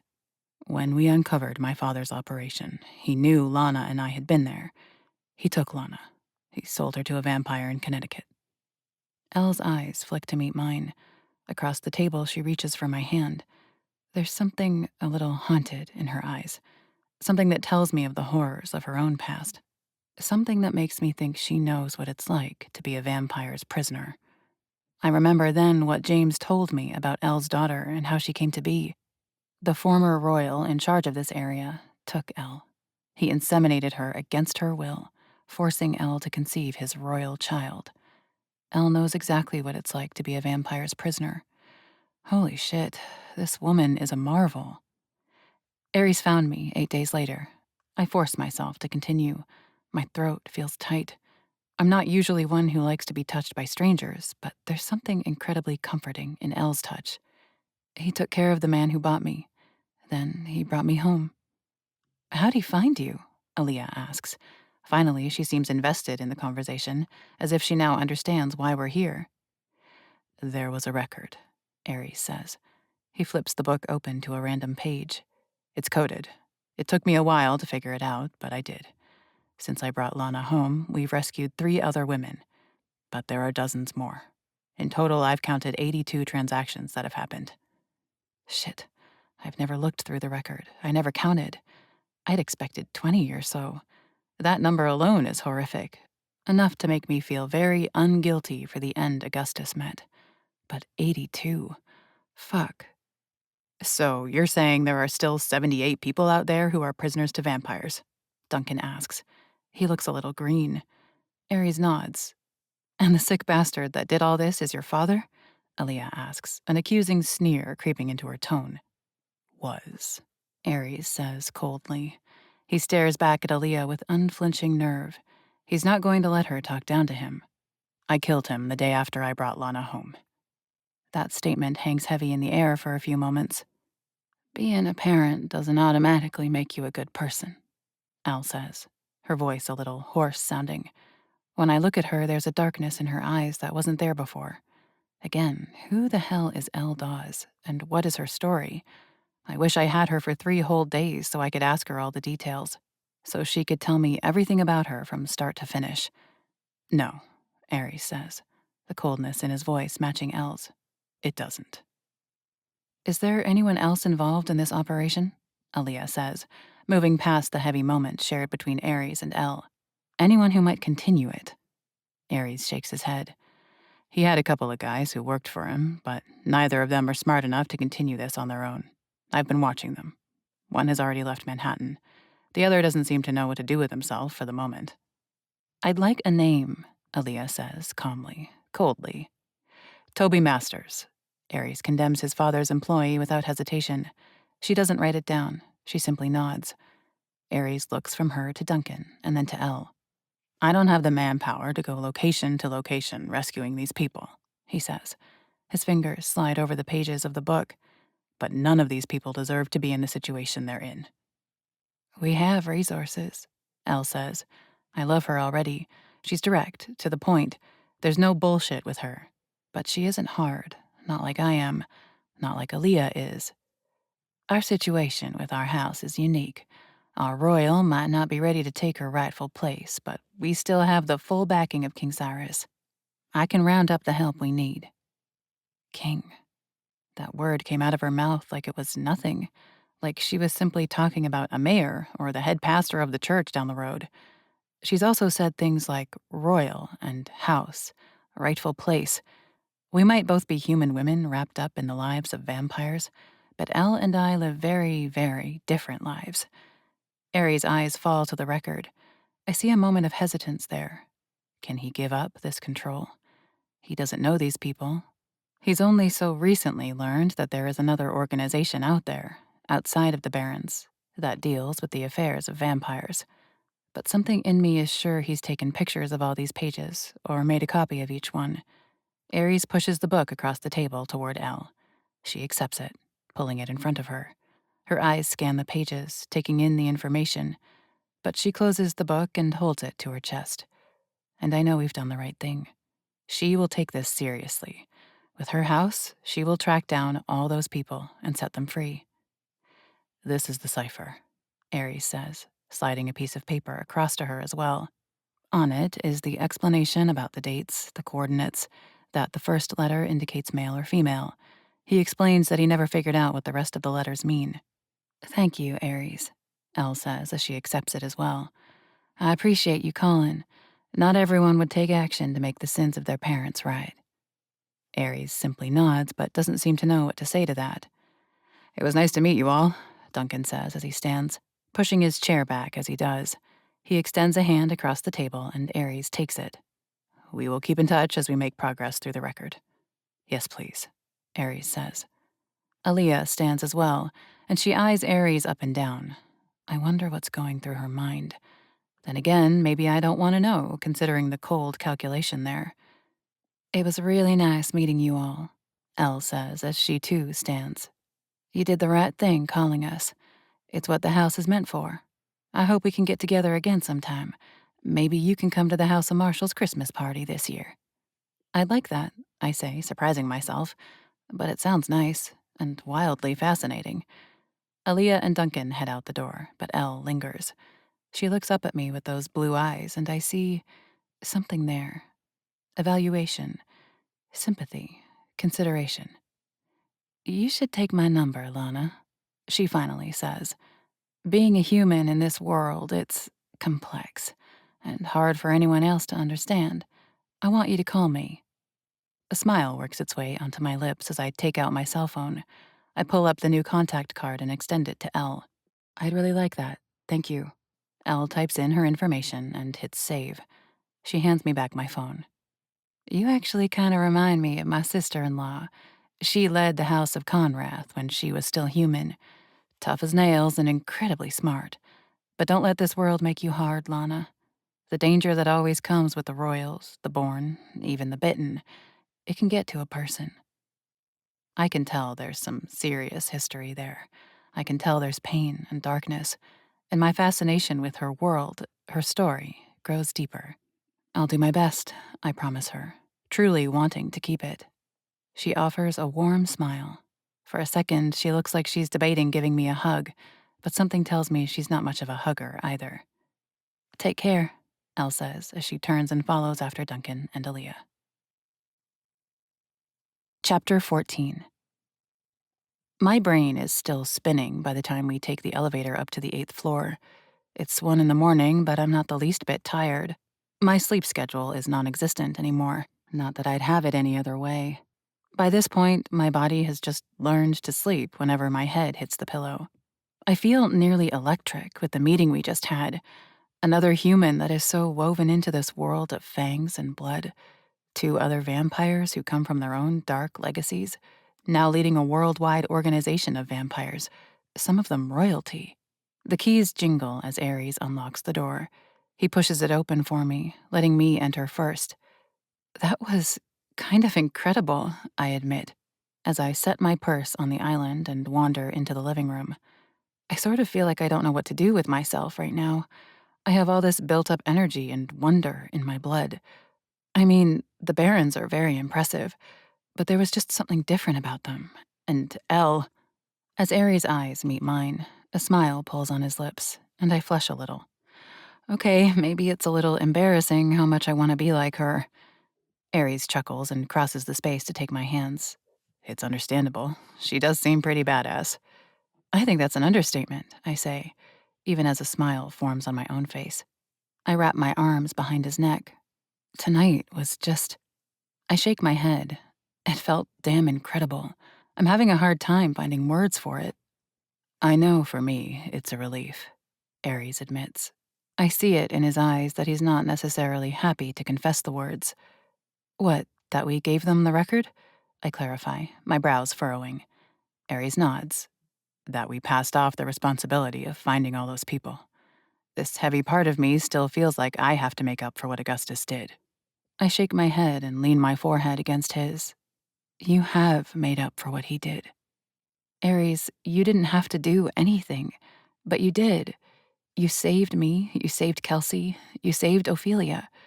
It's done, Ares. It's not your responsibility anymore. He lets out a breath, and his shoulders actually relax. He squeezes his eyes closed, and then he nods.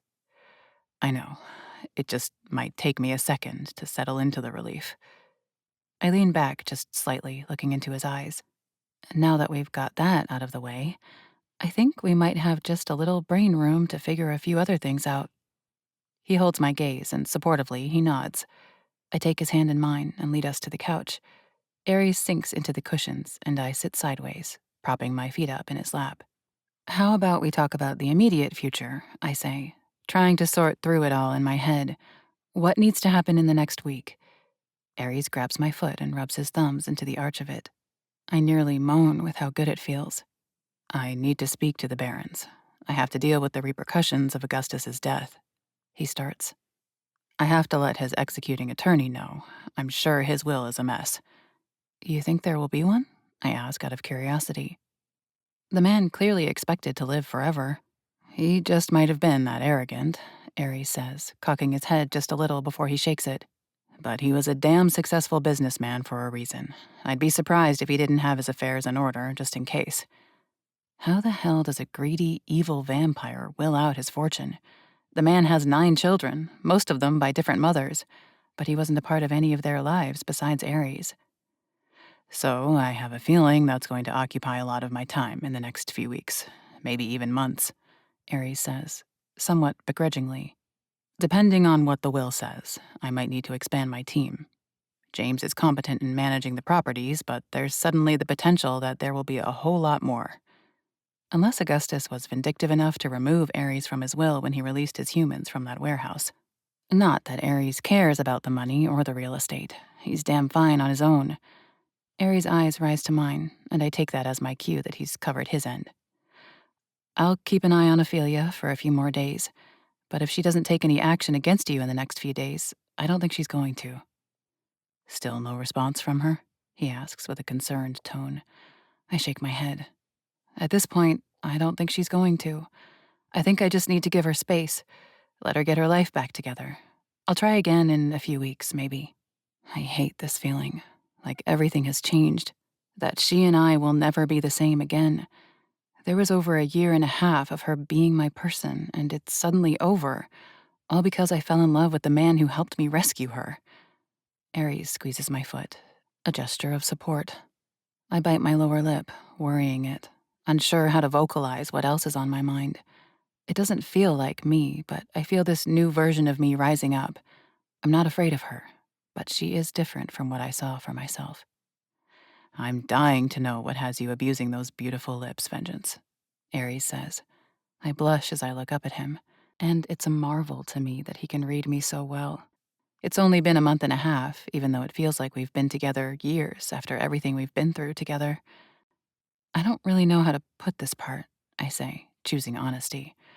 It just feels so different. I feel myself changing, and it's just jarring. His brows furrow, a slight look of worry creeping into his eyes. I shake my head. Nothing about you or us. It's me. I've worked so hard the last few years. I've struggled. I went through some rough shit after my dad died, and Tate stole the gym from me. It was all I wanted for so damn long. But now, once more, I shake my head. It feels so strange to be confessing this truth out loud. But it feels good. It feels like I'm finally getting honest with myself. I'm not sure I fit in that tiny little world anymore, I confess. Ares holds my gaze the entire time, taking in every word with rapt attention. I loved my job. I felt like what I was doing was important. But those couple of days that I went back before Augustus took me, I could hardly focus. All I could think about was you and your world, and how it feels like it's become my world. Ares, it doesn't make any sense because I'm human, and I'm always going to be human, but I don't feel like I fit in my old life anymore. Ares grabs my left ankle and pulls, which shifts me up, and then he pulls that ankle over him, putting me in a position where my knees are on either side of his hips, me sitting in his lap. You were made for this world, Lana, he says as he stares into my eyes. His words are low, a little dangerous. They're seductive, and the look in his eyes, it lights me on fire. No one else could walk into this dangerous life like you did and step on top of it like a fucking queen. Give it a year, and you'll make every baron kneel at your feet. Ares, I breathe, his name a questioning warning. The things this man does for my confidence, my heart, the fire igniting between my legs.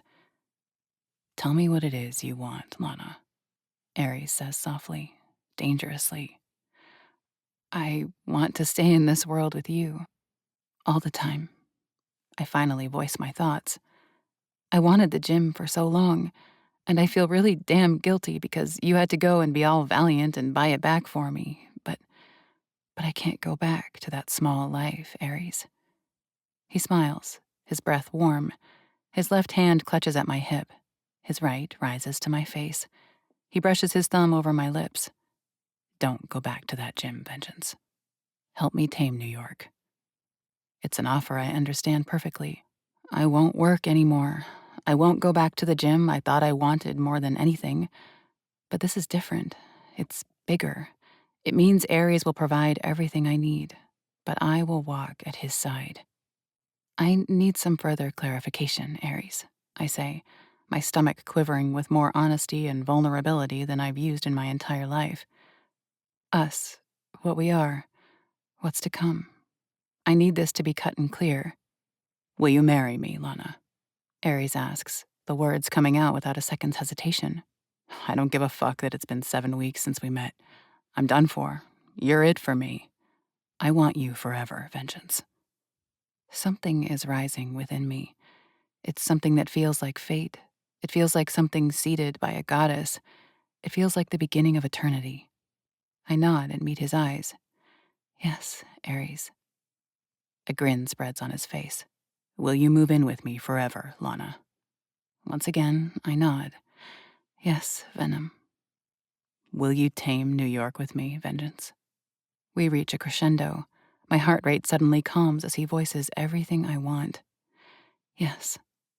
He pulls me to him, and Ares' lips meet mine.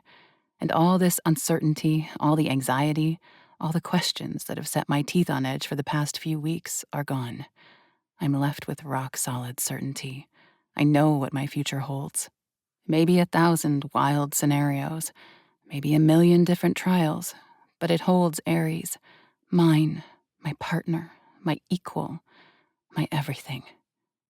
My chest presses into his as Ares wraps his arms behind my back. I arch into him, craving every bit of his touch. Those gorgeous hands of Ares slide up my back, slipping beneath my shirt. It's something I can never get enough of, the skin-to-skin contact with this man.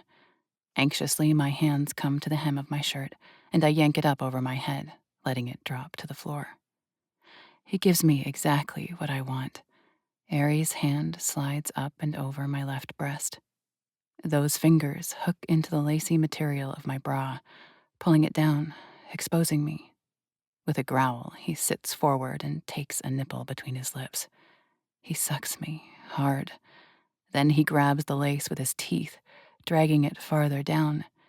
He kisses the underside of my breast, then licks it with a wide, flat tongue, following along the underside of the curve. My head tilts back, my hair cascading down my back. Aries' hands tighten on my waist, and the possessive pressure of it drives me fucking wild. He shifts, pressing his face between my breasts. He takes a deep inhale and then presses a kiss to my sternum. My fingers lace into his hair. I love his hair. The loose waves, its thickness, the way it falls across his forehead. I tilt his head back, bringing my lips to his. He tastes like forever. He tastes like home. He tastes like the love of my life. Shifting back, I grip at Aries' shirt and pull.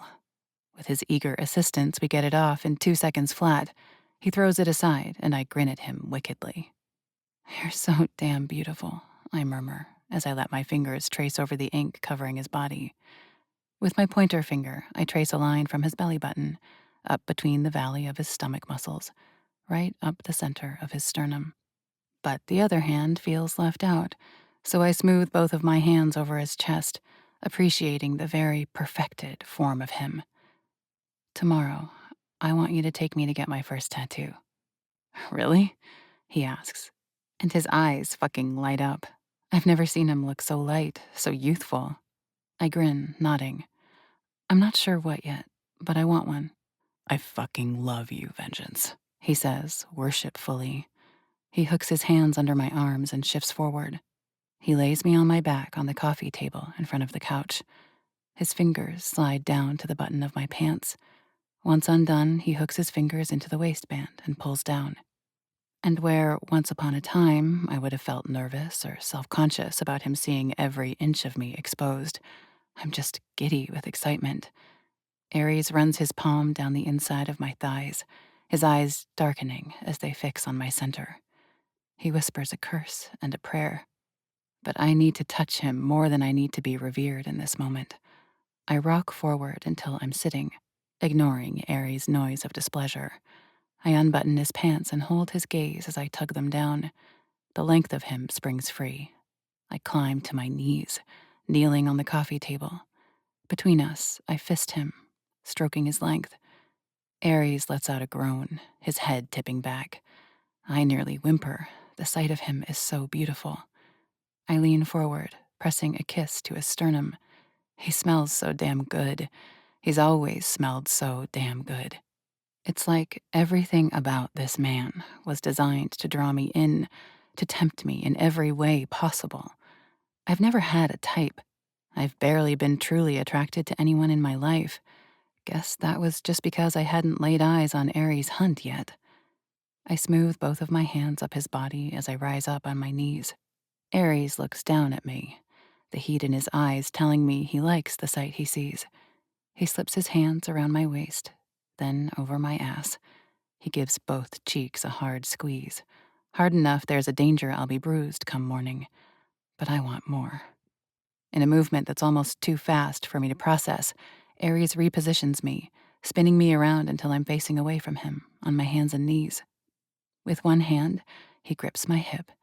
With the other, he fists himself, teasing my entrance. A greedy sound escapes my lips as I press back into him. The warmth of him presses against my center, begging for entry. "Please, Aries," I beg, unable to bear our separation a moment longer. But instead of pressing inside of me, Aries cups me.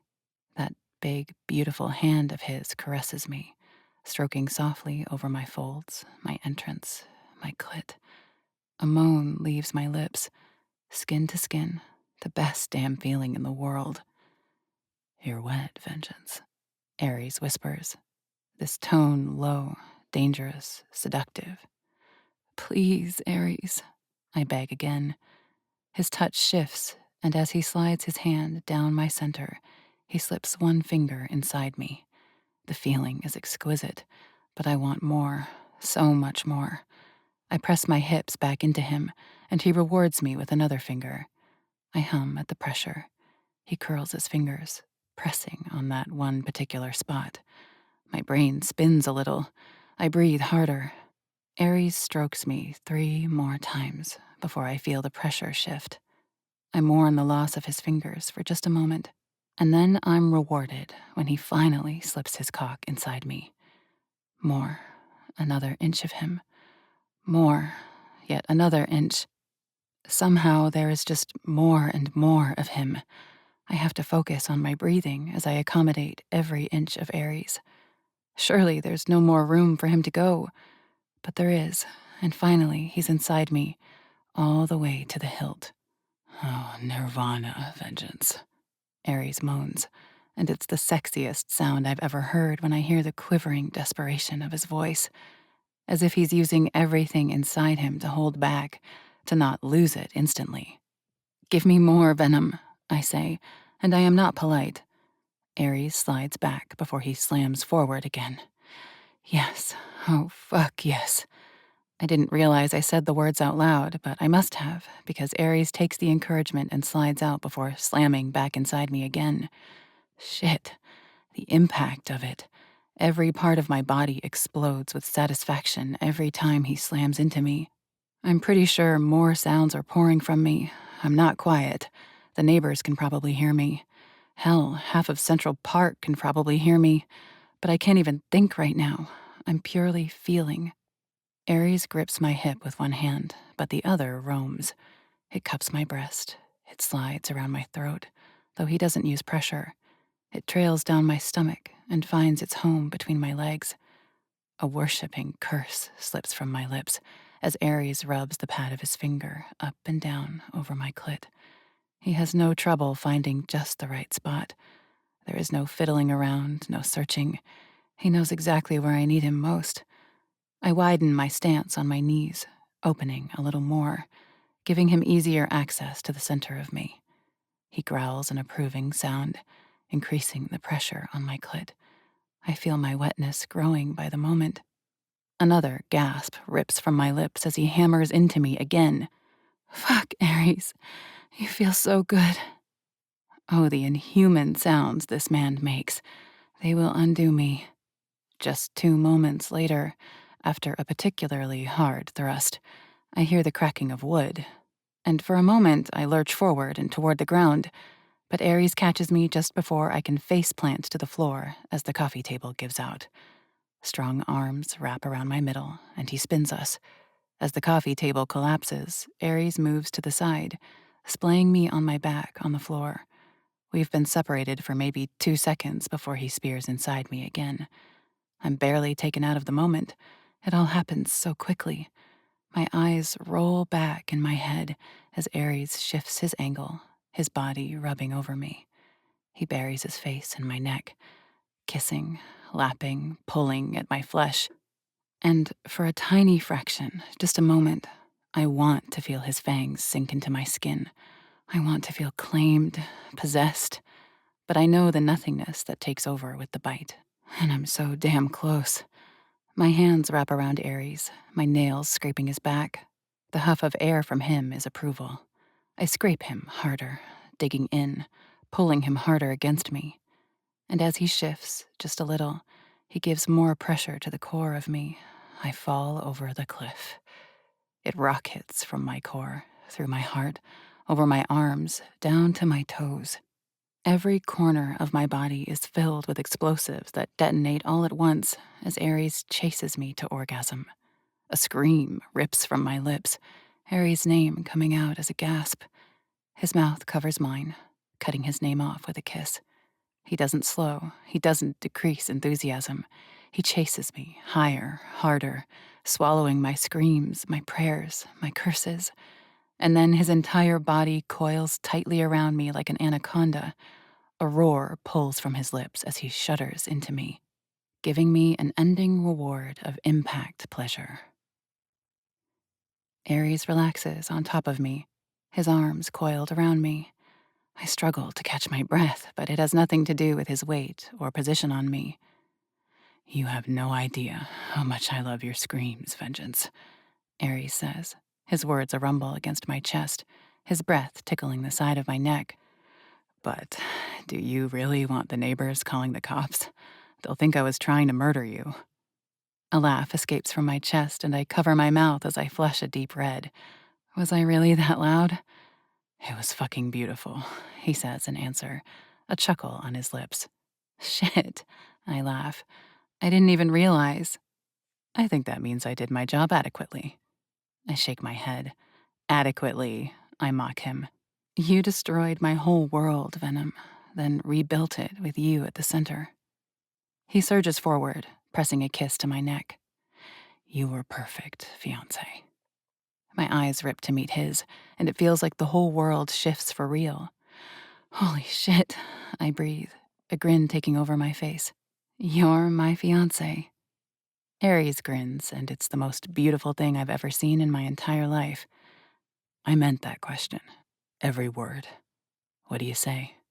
Are you really ready to be Mrs. Hunt someday? My heart rate rockets. To be honest, I didn't really think about what Ares' question fully meant. I said yes with everything in me, but my brain didn't think more than 24 hours into the future. But what more could I ever want? I already have it here in my arms. Yes, I answer him again, 1,000% confident. Chapter 15. Are you almost done? I hiss through clenched teeth. Just finishing the last few details, the woman says as she swipes the excess ink away. It hurts so damn bad. How did you do this to your whole body? I gape as my fingers rise to lace in my hair. I have to tell myself to not move, to not quake with the sting. I actually enjoy the feeling, Ares chuckles, though he looks sheepish to admit it to me in my current state. You've also spent hundreds of hours under this gun and gotten used to it, Britt, the tattoo artist, points out, arching an eyebrow at my fiancé. Hundreds of hours? I breathe out, absolutely baffled. I've been lying here for 2 hours, and they've been some of the longest of my life. You're insane, Ares. He just chuckles and takes my hand, giving it a supportive squeeze. You've got this, Vengeance. I clench my jaw harder and squeeze my eyes closed. I force steadying breaths in and out of my nose. All done, the woman finally says, either 10 minutes or 10 hours later. It feels like both. I wipe at the corners of my eyes, even though no tears have actually fallen. With Aries' help, I sit up from the table. And finally, I take it all in. Holy shit, I breathe. It's gorgeous. My eyes flick up to Aries. He stares at it, but my stomach does a little drop. Aries' eyes are reddened. Moisture glistens there. Tattooed on my upper right thigh is an ancient Greek helmet. It's vicious and beautiful looking all at once. A single rose accompanies it, tucked into the side of the helmet. Thorned vines twist around the helmet, locking them together. And several rivers of blood run down the surface of the helmet, staining the petals of the rose. The helmet of Ares, the god of war. The vengeful thorns of the rose, intertwining them together forever. The idea came to me in my sleep. I dreamed the entire concept. The moment I woke, I'd scrambled for a piece of paper and a pen, scratching out a very horrific rendition of the image my psyche had come up with. It's perfect. The perfect representation of Ares and I. Lana, it's... Ares says, his voice tight, his emotions right at the surface. Now we match, I say, taking his hand, pulling him to stand right in front of me. I lick my lower lip as my eyes fall from his face to his chest. There, in the center of it, red and brilliant, is a new tattoo of his own. A single red rose right over his sternum. Thorns and vines extend from the rose. Britt is extremely talented because those vines and thorns truly look like they're burrowed straight into Ares' flesh. I'm not sure how she managed to do it so perfectly, to make the rose so realistic and visible. She had to tattoo right over other tattoos she'd placed over the years. Aries is already completely covered in ink, but this doesn't look like it was added later. It looks as if every other piece of ink was designed around this particular tattoo. I fucking love you, Aries says, his voice quivering with his emotion. He bends, cupping the side of my face as he kisses me. And there's something a little different about this kiss. It's soft, gentle. His breath shakes. This kiss feels sacred. I love you, I say, a smile pulling on my lips. This is genuinely one of my favorite pieces I've ever done, Britt says, reminding us that we aren't the only two people on the planet. It's amazing, really, I say, smiling up at her. Sorry I was such a baby about it. She laughs and sets to cleaning up. You're an ink virgin. I wouldn't have expected anything less. She gives me aftercare instructions and wraps me up so it can't be disturbed. Gingerly, I pull my skirt back on. It barely peeks out from beneath the fabric, and I love it. Aries takes out his card and pays Britt, and I have to swallow that weird feeling in the pit of my stomach. This is going to take some getting used to, but it's different now. I'm fucking engaged. For real. I'm going to marry Aries. That's how marriage is, right? Equal partners. What's mine is his, and what's his is mine. Except the scales are tipped heavily in one direction. But Aries has never ever once made me feel that way. So I swallow my pride, and I shift that pride. Aries is absolutely something to be fucking proud of, and he's mine. Ready? He asks as he holds his hand out for mine. Ready, I answer him with a smile. We step out of the tattoo shop into the darkened night. There, at the curb, waits Aries' motorcycle. Where it once intimidated me, maybe even scared me a little, I now smile at the sight of it. I'd missed it. We've been driven around for so long now, or we've been in a car, but I'm thrilled when I climb on behind Aries and get to wrap my arms around him, letting them trail as low as I like. Could life be any more perfect right now? Yes, there is still shit, still drama, still so much to deal with. But truly, I've never been this happy in my entire life. Through the darkening evening, Aries rips through the streets. He navigates us easily. I marvel at it. We've both lived our entire lives here in Manhattan, all 24 years for me, all technically 32 years for Aries. We could have walked right by each other on the sidewalk a dozen times and never truly noticed one another, never realized that our perfect other half was right there. There are more than 1.5 million people who live on this island, and that's nothing to mention the tourists or commuters who come into the city every day. The chances of us finding each other should be slim to none, despite this island only being 23 square miles. But here we are. We found each other. There are vampires in New York, and my perfect match is one of them. No wonder I couldn't ever find someone who fit me. I didn't even know this kind existed until I found him. But you're going to die someday, and he won't. A pesky little voice whispers in the back of my mind. I shove it out with aggression. Not today. I won't let those thoughts ruin a perfect moment.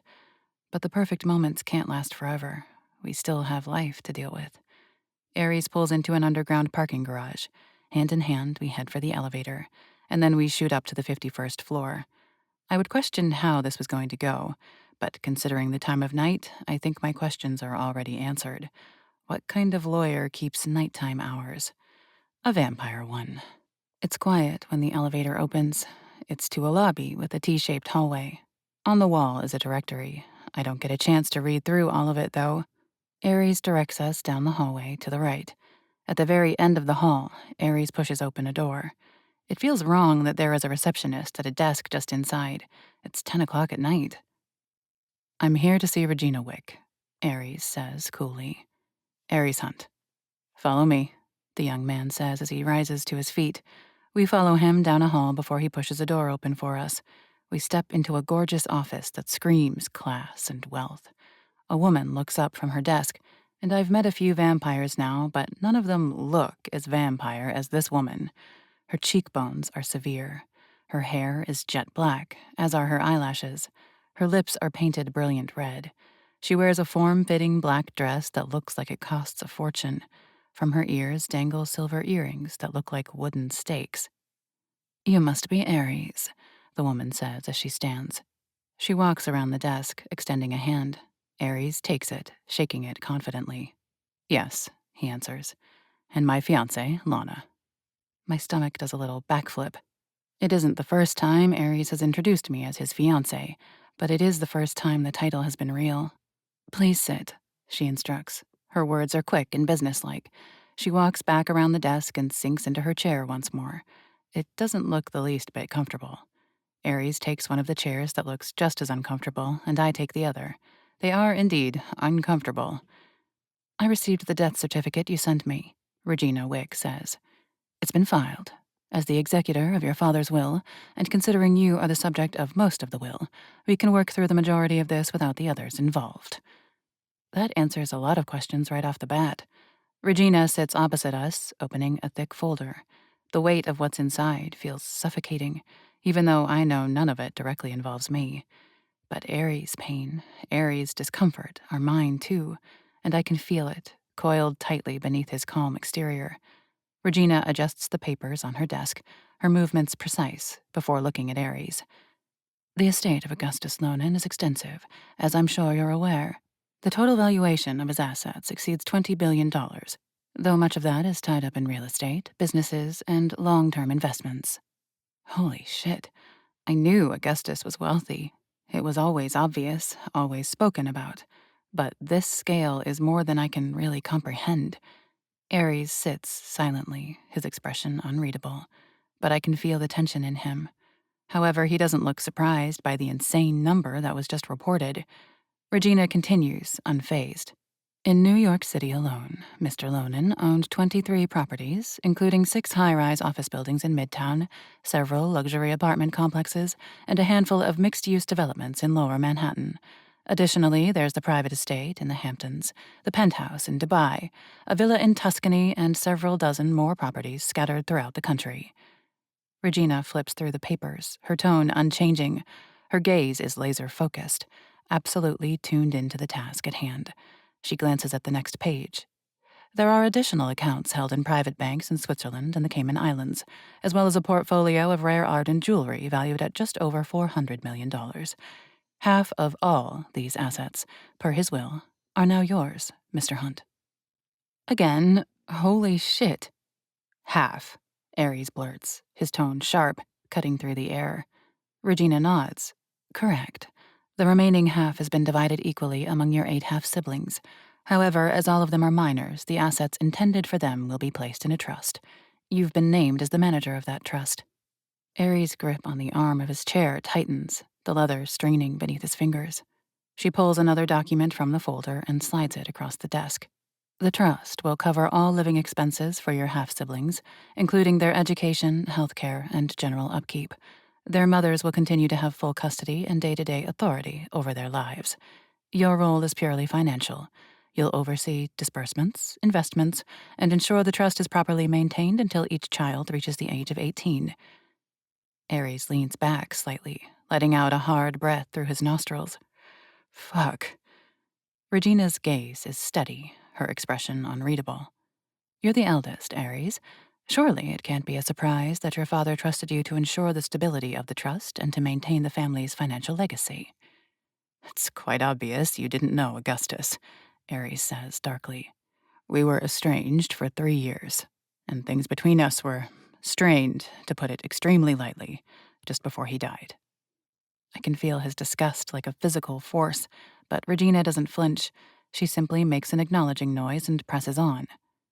If you have any questions about the distribution or the management of the trust, I'd be happy to clarify. Aries doesn't respond immediately, his silence heavy and pointed. When he finally speaks, his voice is low and rough. No questions, just keep going. Regina nods and flips to the next page, continuing her precise, clinical recitation. She smooths the paper in front of her. The next items pertain to Augustus's personal belongings. These include his art collection, the contents of his private library, and a collection of heirlooms, jewelry, antiques, and rare artifacts. Most of these are to remain in the estate's vault until their allocation can be decided. If you'd like to take possession of any items, I can arrange for their transfer to you. Aries' jaw tightens, his grip on my hand firm. I don't want anything of his, he says flatly. Regina doesn't even blink. Understood. Should you change your mind, you only need to inform me. She sets the page down and looks at him directly. That concludes the division of assets and responsibilities. Now, if you'd like to formally sign to accept the terms of the will, we can proceed. The silence stretches. I glance at Ares, watching the flicker of emotion behind his eyes. For all his composure, I know this is a storm he's trying to contain. Finally, he gives a short nod.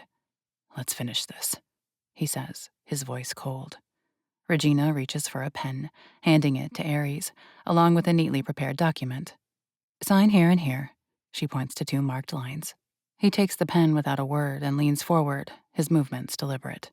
The scratch of the pen on paper fills the room, somehow louder than it should be. When he finishes, he drops the pen on the table with a muted thud. It's done, he says, more to himself than anyone else. It feels big. It also feels like a relief. The nightmare of Augustus Lonan has come to an end. Regina collects the papers, stacking them neatly. Indeed. I'll file the necessary paperwork and ensure the trust is officially established by the end of the week. She stands, smoothing her tailored blazer. Thank you for your time, Mr. Hunt. I stand when she does.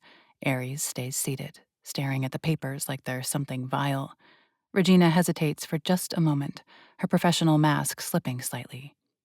For what it's worth, she says softly. I did not know Augustus well, but as we worked on this, it was obvious Augustus respected you. Ares' head snaps up, his eyes dark with ire. Spare me, he says, his voice sharp enough to cut. Regina nods once, seemingly unfazed, and walks toward the door. She opens it, and Ares finally stands. If you need anything further, don't hesitate to reach out, she says as we walk out the door. She doesn't wait for a response, though. She closes it as soon as we're clear of the threshold.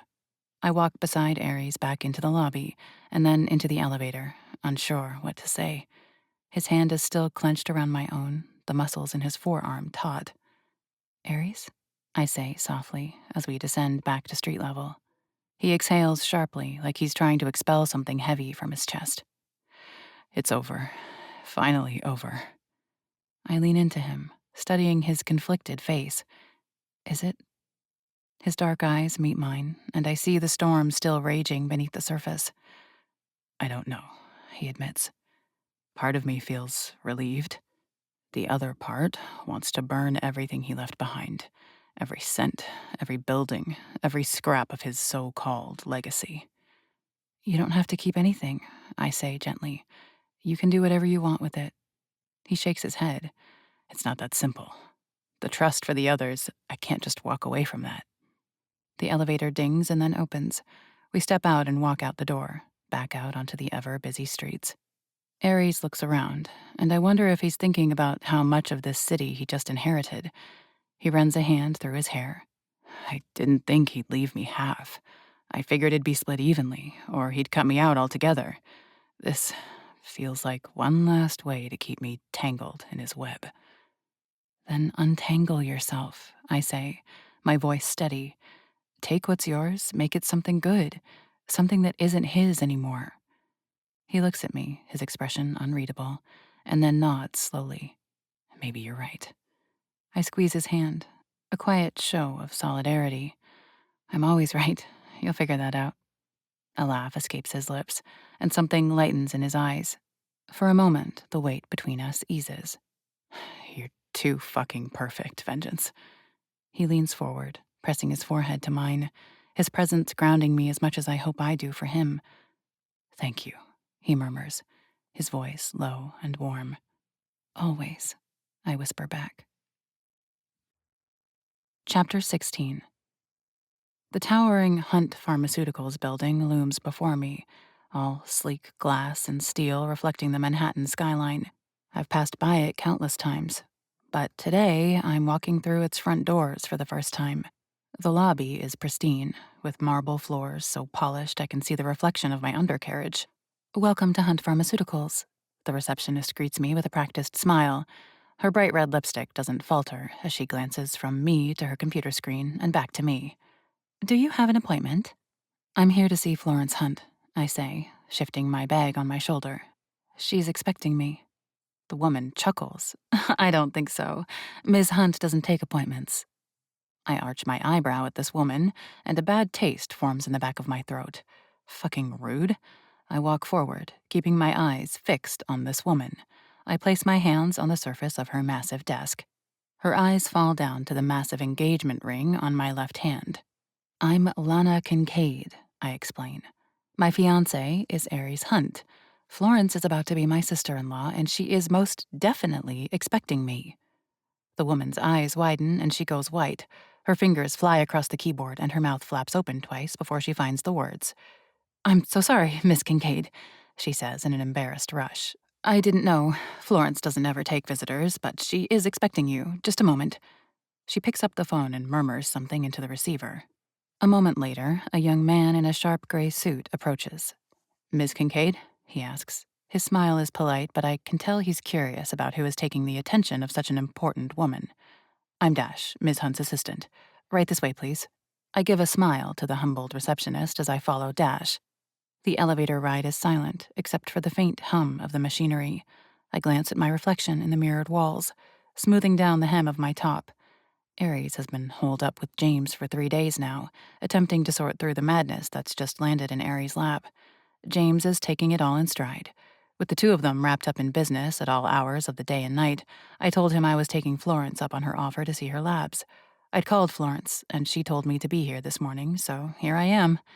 The doors slide open, and I step out after Dash. The entire hallway is brilliantly, almost blindingly white. White marble floor, white walls, white ceiling. Even the decor is white. There are doors branching off of the hall, and the glass walls grant me a view into immaculate offices. But we head straight down the hall, and through her windows I see Florence at the very end of the hall. Dash knocks on the door, and Florence distractedly waves me in as she hammers away at her computer. Dash excuses himself. She has a spectacular view of the city. It doesn't get much more pristine than this. The room is as sleek and modern as the rest of the building, but it has a personal touch.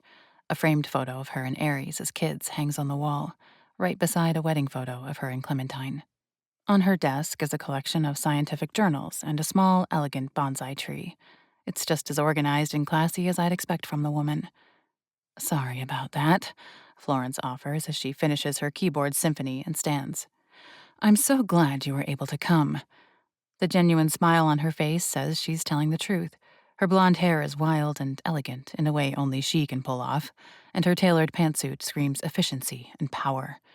Thanks for inviting me, I reply, offering her a smile of my own. This place is impressive. Wait until you see the rest of it, she says, a conspiratorial grin pulling on her lips. Let's go. We talk about nothing in particular as we head back into the elevator.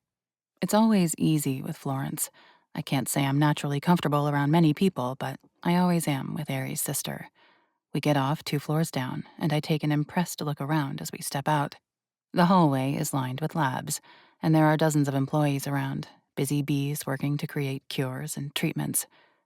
The public knows us for our breakthroughs in cancer research and pharmaceuticals, Florence explains as we walk down the hall. The Hunt family has been in the business of healing as far back as the records go. My great-grandfather created the company, and it grew into the largest pharmaceutical company in the country. It's amazing, Florence, really, I say, as I shake my head. To think she keeps all of this running, and has for years. She's still so damn young. We take another elevator down a floor, and when the doors slide open, I'm amazed at how well all the noise was contained.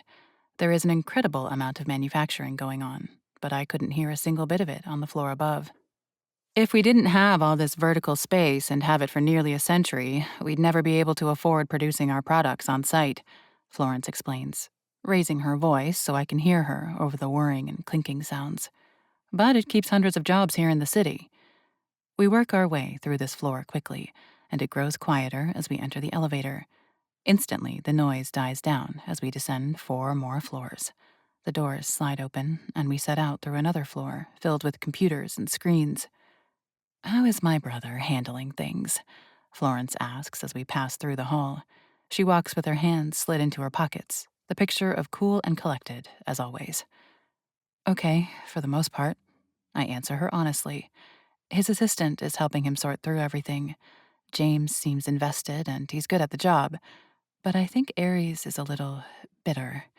He feels like Augustus leaving him half of everything instead of a proportionate amount is his way of keeping Ares tangled, even though Augustus is dead. That sounds like something Augustus would do, Florence says. There's a tightness to her jaw that isn't usually there. Never met a more manipulative, controlling asshole in my life.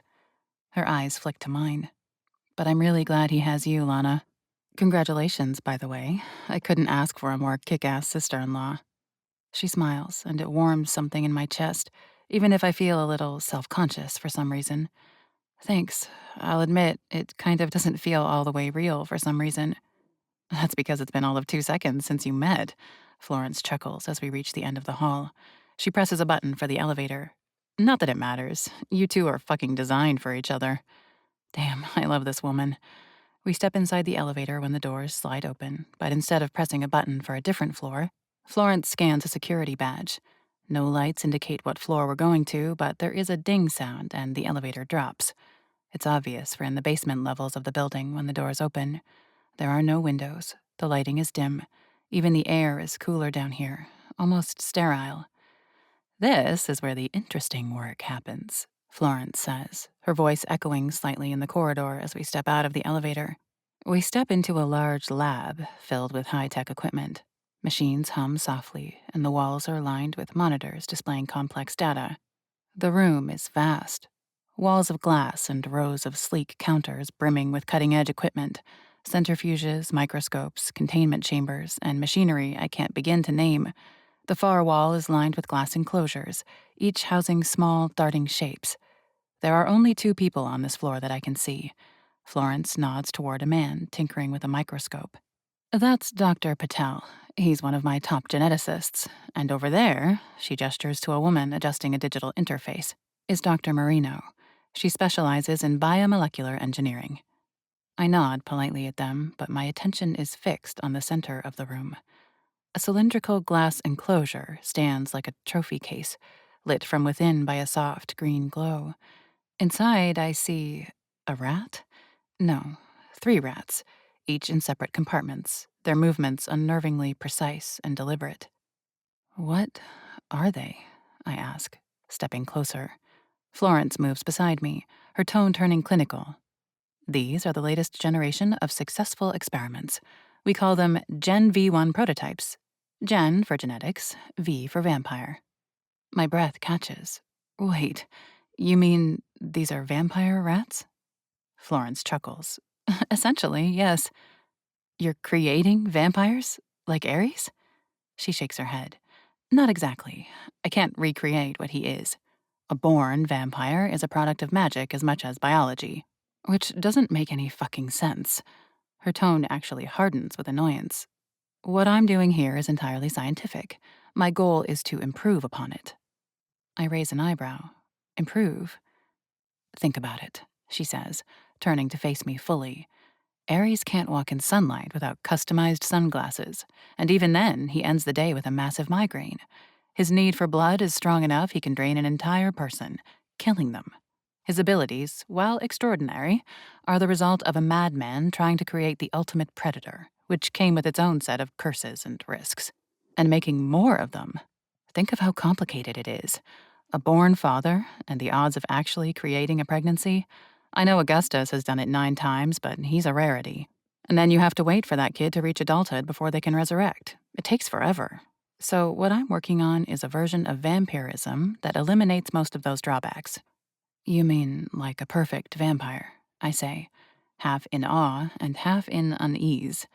Florence's lips curve into a smile, but there's an edge to it. Or as close to perfect as science can achieve.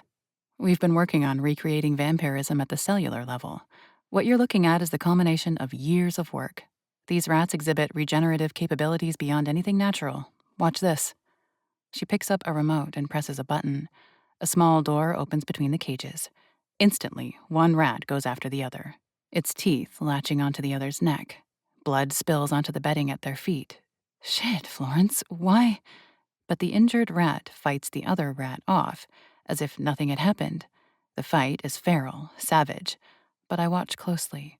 Within 2 seconds, the injured rat's wounds close. Even the fur regrows in seconds. The moment each rat is on the other side of the enclosure, Florence presses the button, and it closes. They don't even scar, Florence says, satisfaction evident in her voice. But here is the drawback I can't seem to work around. The regeneration process is fueled by their constant consumption of blood. My eyes fly open wide at that, and I stare at Florence in shock. Their regenerative systems are uniquely designed to extract iron and hemoglobin from blood, which fuels the creation of new cells. We put them through a rapid genetic mutation to create the regenerations. I had hoped they could be self-sustaining, but unfortunately that isn't the case. Since the body can't produce hemoglobin naturally in the amounts they require, they must consume it directly from an outside source. Without it, the mechanism fails. But with it, they're virtually immortal. Their cells recycle and rebuild at an accelerated rate, far beyond normal decay. That's the cornerstone of everything I've created. I step back, still staring at the rats. Why blood? Why does it fuel this regeneration? It's the perfect medium, Florence explains as she stares down at her creations. Blood is the carrier of life.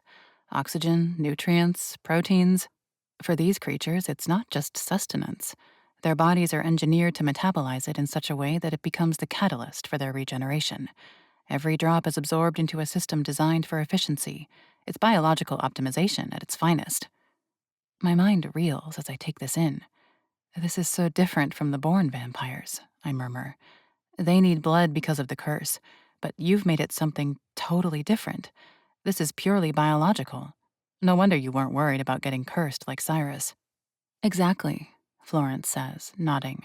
And the born are shackled to some limitations. Dilated eyes and therefore an aversion to sunlight. But these rats? They don't need to hide from the sun. Their eyes adjust like any diurnal predator. Their strengths are all a result of regeneration. What other kind of strengths? I ask. She has me eating out of the palm of her hand. The smile on Florence's lips tells me just how damn proud of this she is. They don't need to sleep. Ever. They never, ever get tired. They're stronger than any normal rat. Faster, too. Not like the supernatural strength of a born, but far beyond what an average rat would be. They reach peak physical health and stay there with no effort. They even age backward. Holy shit, are you serious? I gape. Florence nods, the look in her eyes nearly gleeful. They no longer age, Florence says simply. They constantly regenerate, so long as we give them a continual blood supply. So, they're immortal, Lana. And they're nearly impossible to kill. Beheading would work, but staking them? The wound would heal before it could do lasting damage. Even severe burns wouldn't be enough unless they were prolonged. Their bodies regenerate too quickly. I glance back at the rat. It's eerily still now, its beady eyes watching me as if it understands the conversation. A chill runs down my spine. And you're close, I ask, the words feeling eerie. I don't ask it directly, if it's close to being ready for human testing, but I know Florence knows exactly what I mean. Closer than ever, she replies, her tone quiet. The process has been refined to the point that I believe we are ready to test it on a human subject. But there are ethical considerations. I frown. What kind of considerations? Even if the science is sound, the transformation is irreversible, she says. Whoever undergoes it would need to fully understand what they're agreeing to. This wouldn't just be a fun little weekend experience. It's for life. And the potential for abuse is obvious. This is a big fucking deal, Florence, I say quietly. Florence gives a serious smile. That's why we're proceeding carefully. The potential is immense, but so are the risks. It's one thing to enhance a rat, it's another to apply it to a person. Her phone goes off, not once, but 7 times. She pulls it from her pocket and reads through the messages. You need to get back to work, I say simply. I want to ask her a million more questions. This just opened up a whole new part of this world, one that's such a mystery and question mark. But Florence is an important woman, and I understand she's taking time out of her day to show me all of this. I do, she says regretfully. I'll walk you out, though.